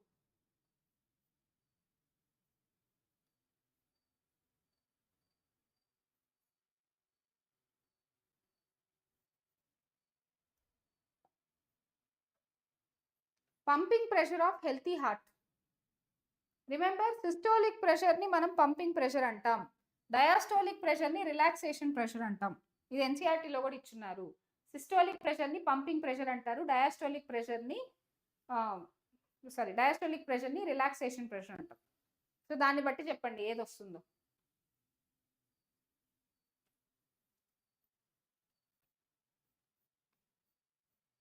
సో సిస్టోలిక్ న్యూమరేటర్లో ఉండేదే కదా 120. Pumping pressure is also known as and resting pressure is also known as. So ఎన్సీఆర్టీలో చాలా ఇచ్చిన క్లియర్ పాయింట్స్ ఇవి. Pumping pressure is also known as and resting pressure is also known as. ఎన్సీఆర్టీలో ఇచ్చినారు ఇది. Yes, very good Rahul, 120. Pumping pressure is also known as systolic. Resting pressure is also known as diastolic.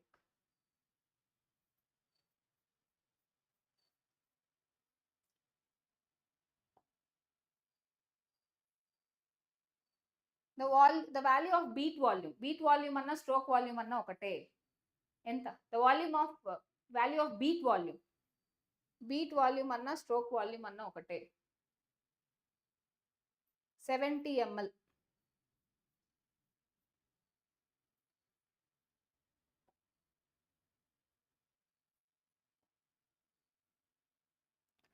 Tricuspid and bicuspid valve is closed because of. Tricuspid and bicuspid valve are closed because of.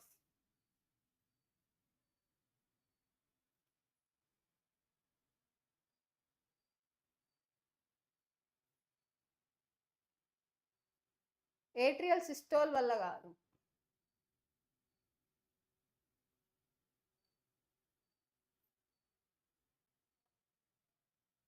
Ventricular relaxation వల్ల కాదు.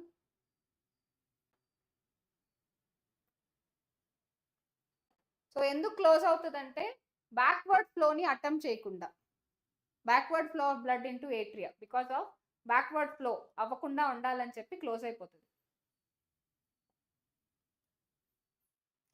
So arrange in a proper sequence.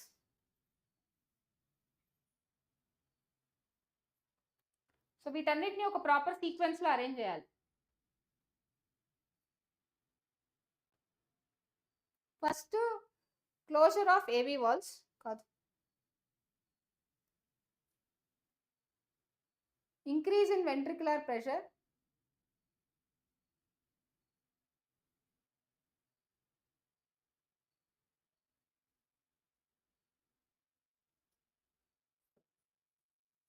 increase in ventricular pressure, attempt of backward flow into atria, atrial systole, ventricular systole, closure of AV valves.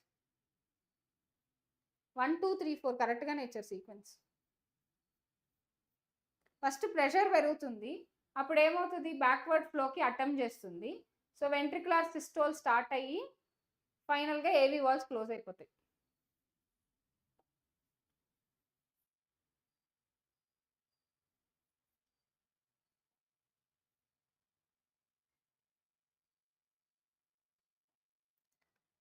Imagine that సెమీలూనర్ walls work చేయట్లేదు సరిగ్గా. Which of the following event won't happen surely? ఏదైతే సరిగ్గా జరగదు, ఏదైతే సరిగ్గా జరగదు. Atrial contraction, ventricular contraction, flow of blood, heart sound production.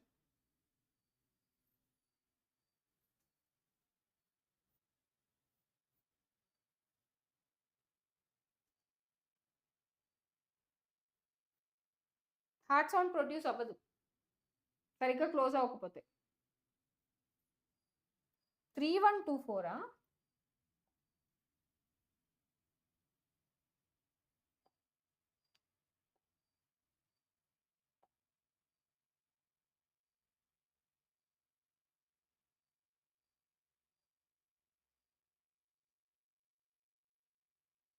Sorry, correct 3. Okay Rahul, good, correct 3,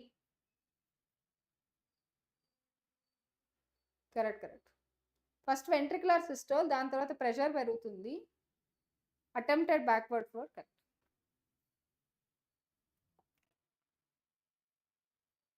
heart sound అయితే produce అవ్వదు దీంట్లో.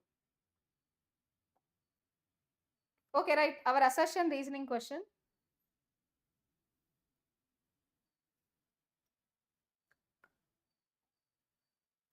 సో అసర్షన్ వచ్చేసరికి cardiac output rises during exercise. Exercise అప్పుడు కార్డియాక్ అవుట్పుట్ పెరుగుతుందా? రైట్, పెరుగుతుంది. రీజన్ ఏంటి? Cardiac output helps in less oxygen consumption. కరెక్టా రాంగా రీజనింగ్? అసర్షన్ అయితే రైట్, కానీ రీజన్ తప్పు. మోర్ ఆక్సిజన్ కన్జంప్షన్ అని రావాలి, లెస్ ఆక్సిజన్ కాదు. So reason is false. Assertion is true, reason is falls.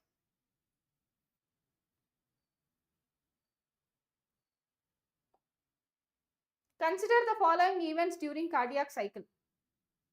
ఈ రెండు ఏ ఫేజ్ లో జరుగుతాయి?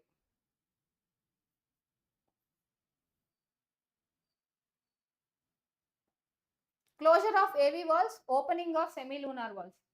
ఏవి వాల్స్ క్లోజ్ అయిపోవాలి, సెమీలూనార్ వాల్స్ ఓపెన్ అయి ఉండాలి.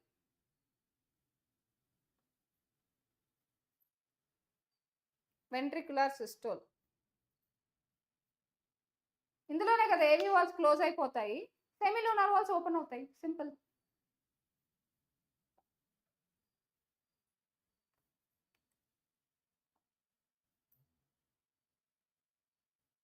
You have to find out the true statement. Cardiac output of an athlete is much lower than the ordinary man. In each minute, single cardiac cycle is performed. ఒక మినిట్లో ఒక cardiac cycle జరుగుద్దా? No. ECG is no clinical significance. కాదు, తప్పు.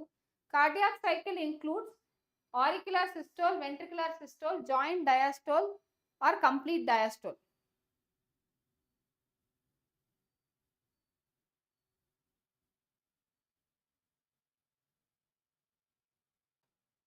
So what is your answer?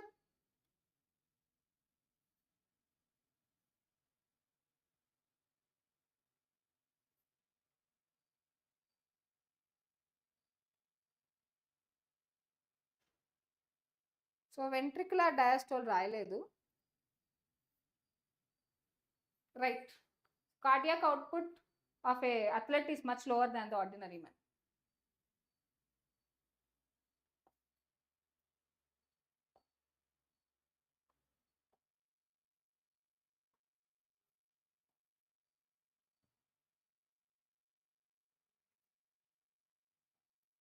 Okay. A doctor puts its stethoscope on a patient's chest or the location of the heart and hears a swishing sound. Which of the following is the best diagnosis? Angina pectoris, myocardial infarction, incompetent అవసరం లేదు, ఇది out of NCERT.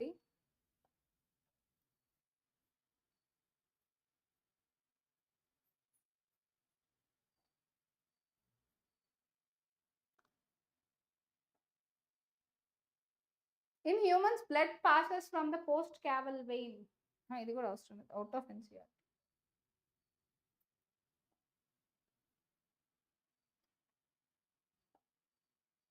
In a surface ECG, QRS complex represents atrial depolarization కాదు, atrial repolarization కాదు,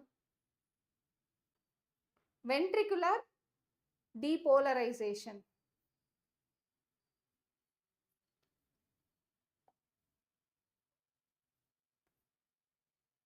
The diagram given here is the standard ECG of a normal person. P wave అంటే ఏంటి?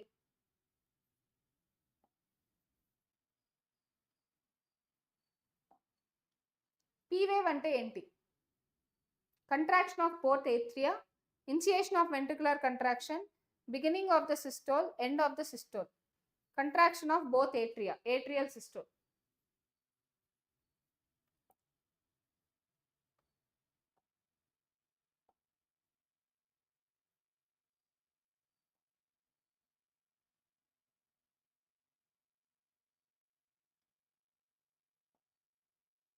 Continued consumption of diet rich with butter and red meat and eggs for a long period ఏమవుతుంది?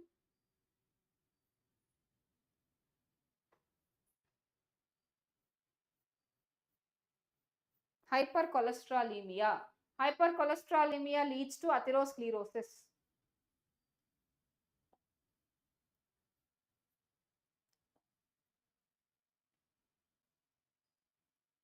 The mission taking the reading of electrical activity of heart is known as. ఆ machine ఏమంటాం?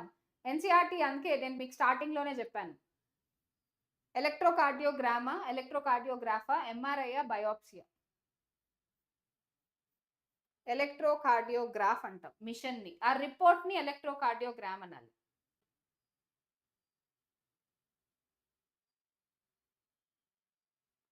Okay okay, నాకు mail వచ్చింది, నేను చూస్తాను. Okay, ఈరోజు పంపిస్తాను.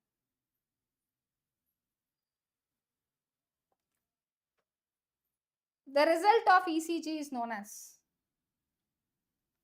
Result of ఈసీజీని ఏమని పిలుస్తాం? Electrocardiogram, electrocardiograph, MRI, biopsy. Graph అంటే మిషన్, గ్రామ్ అంటే result.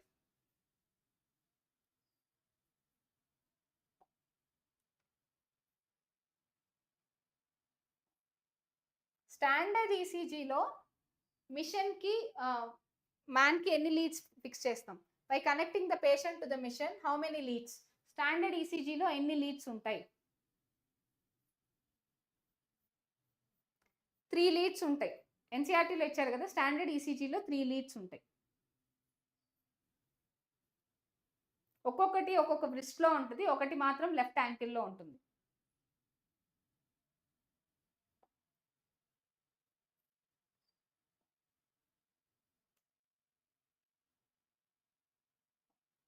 One want to analyse the detailed cardiac activity. Multiple leads ఎక్కడ పెడతారు? రిస్ట్ అండ్ ఆర్మ్స్ కాదు, అబ్డామెన్ కాదు, చెస్ట్ రీజన్లో పెడతారు డీటెయిల్డ్ ఈసీజీ కోసం.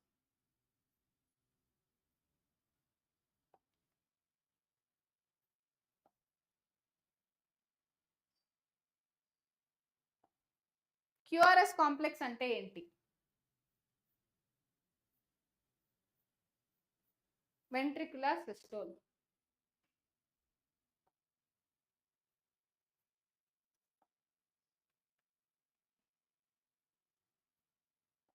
టీ వేవ్ అంటే ఏంటి?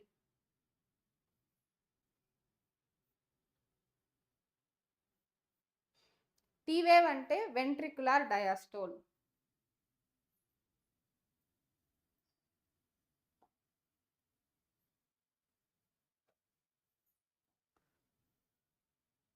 నెంబర్ ఆఫ్ క్యూఆర్ఎస్ కాంప్లెక్స్లను కౌంట్ చేస్తే మనకు వచ్చే ఇన్ఫర్మేషన్ ఏంటి? Rate of breathing, cardiac output, heart beat rate, stroke volume.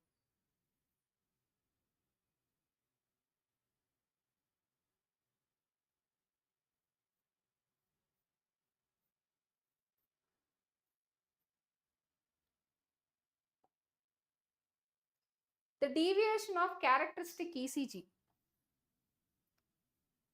The deviation of characteristic ECG indicates the possible abnormality. So the information can be utilized in the field of biology. దేంట్లో వాడతాం deviation of ఈసీజీని?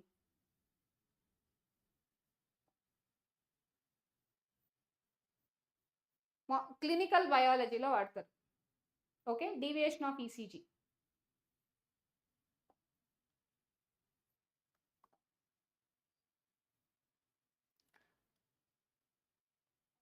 Three-lead configuration of ECG has arrangement of 1 to each wrist and 1 to right ankle, 1 of each ankle and 1 to right wrist, 1 of each wrist and 1 to left ankle, 1 to each wrist and 1 to left ankle.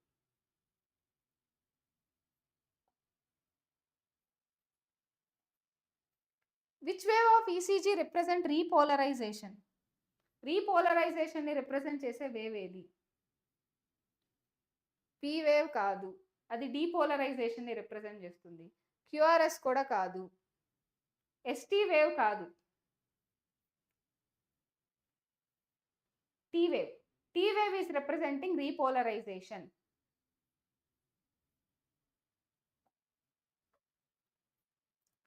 Coronary artery disease ఇంకొక పేరుతో ఏమని చెప్తాం? What we call the coronary artery disease?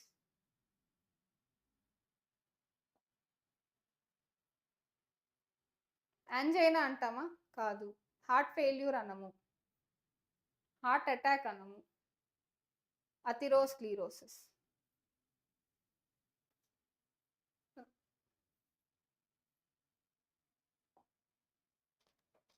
Atherosclerosis will affect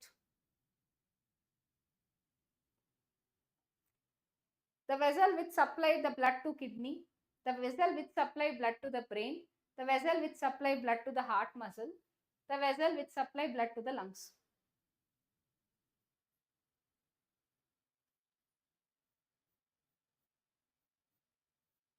The vessel which supply blood to the heart muscle.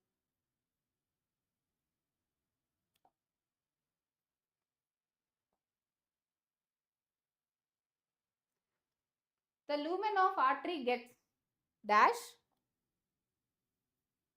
because of dash and dash. A deposition వల్ల lumen ఏమవుతుంది? narrower because of the deposition of fat, cholesterol and fibrous tissue. Dissolution కాదు, ఇది తప్పు ఈ statement.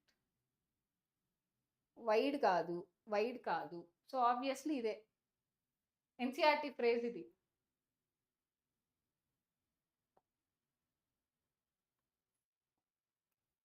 Which one of the following is true regarding angina?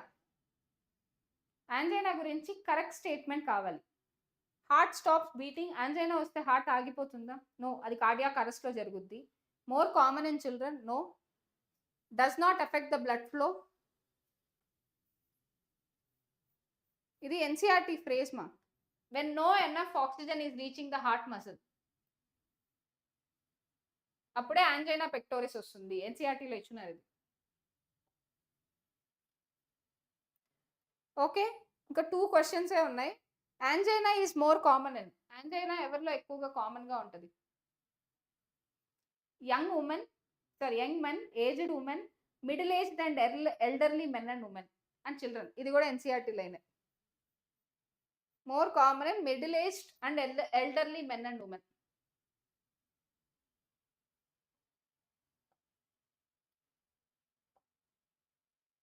Okay, last ఇంకా 2 క్వశ్చన్సే ఉన్నాయి. Last 2 questions assessment reasoning. ఇది ECG of immense diagnostic value in cardiac disease. కరెక్టా రాంగా? కరెక్టే. Defects in cardiac functions can be reflected in the changes of pattern of electrical impulses recorded in. Correct. So correct explanation, reason ki assertion ki correct reasoning hai kada idi. Both asserting and reasoning are true. This is the correct explanation. First one is correct.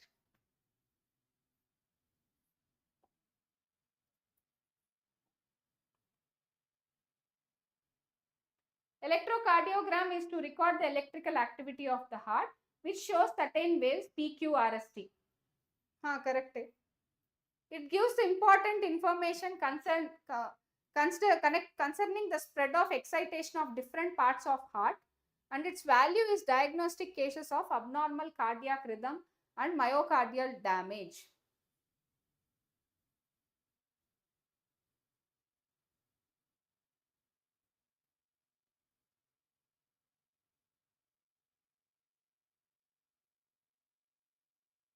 Okay, so reason assertion rendu link ayi unnaya.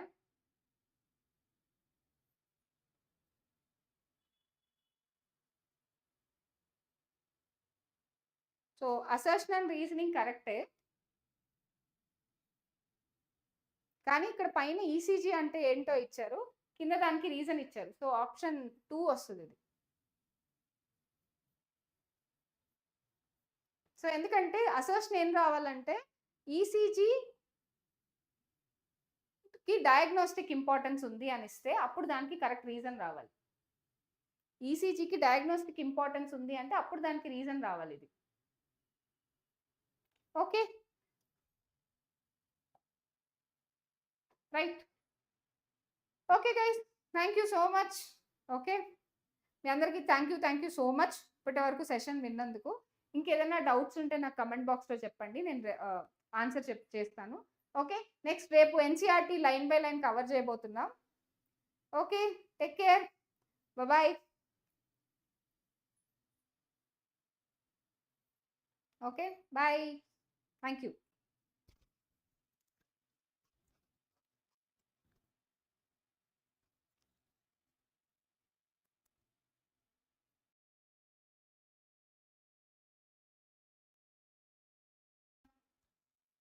Bye Rahul. Okay, bye Rahul. Okay, రేపు line by line NCERT ఎవరికైతే డీటెయిల్డ్గా ఎన్సీఆర్టీలో phrases కావాలో వాళ్ళు వచ్చేసేయండి online క్లాస్కి. Same timing 11 to 1. ఓకే, bye.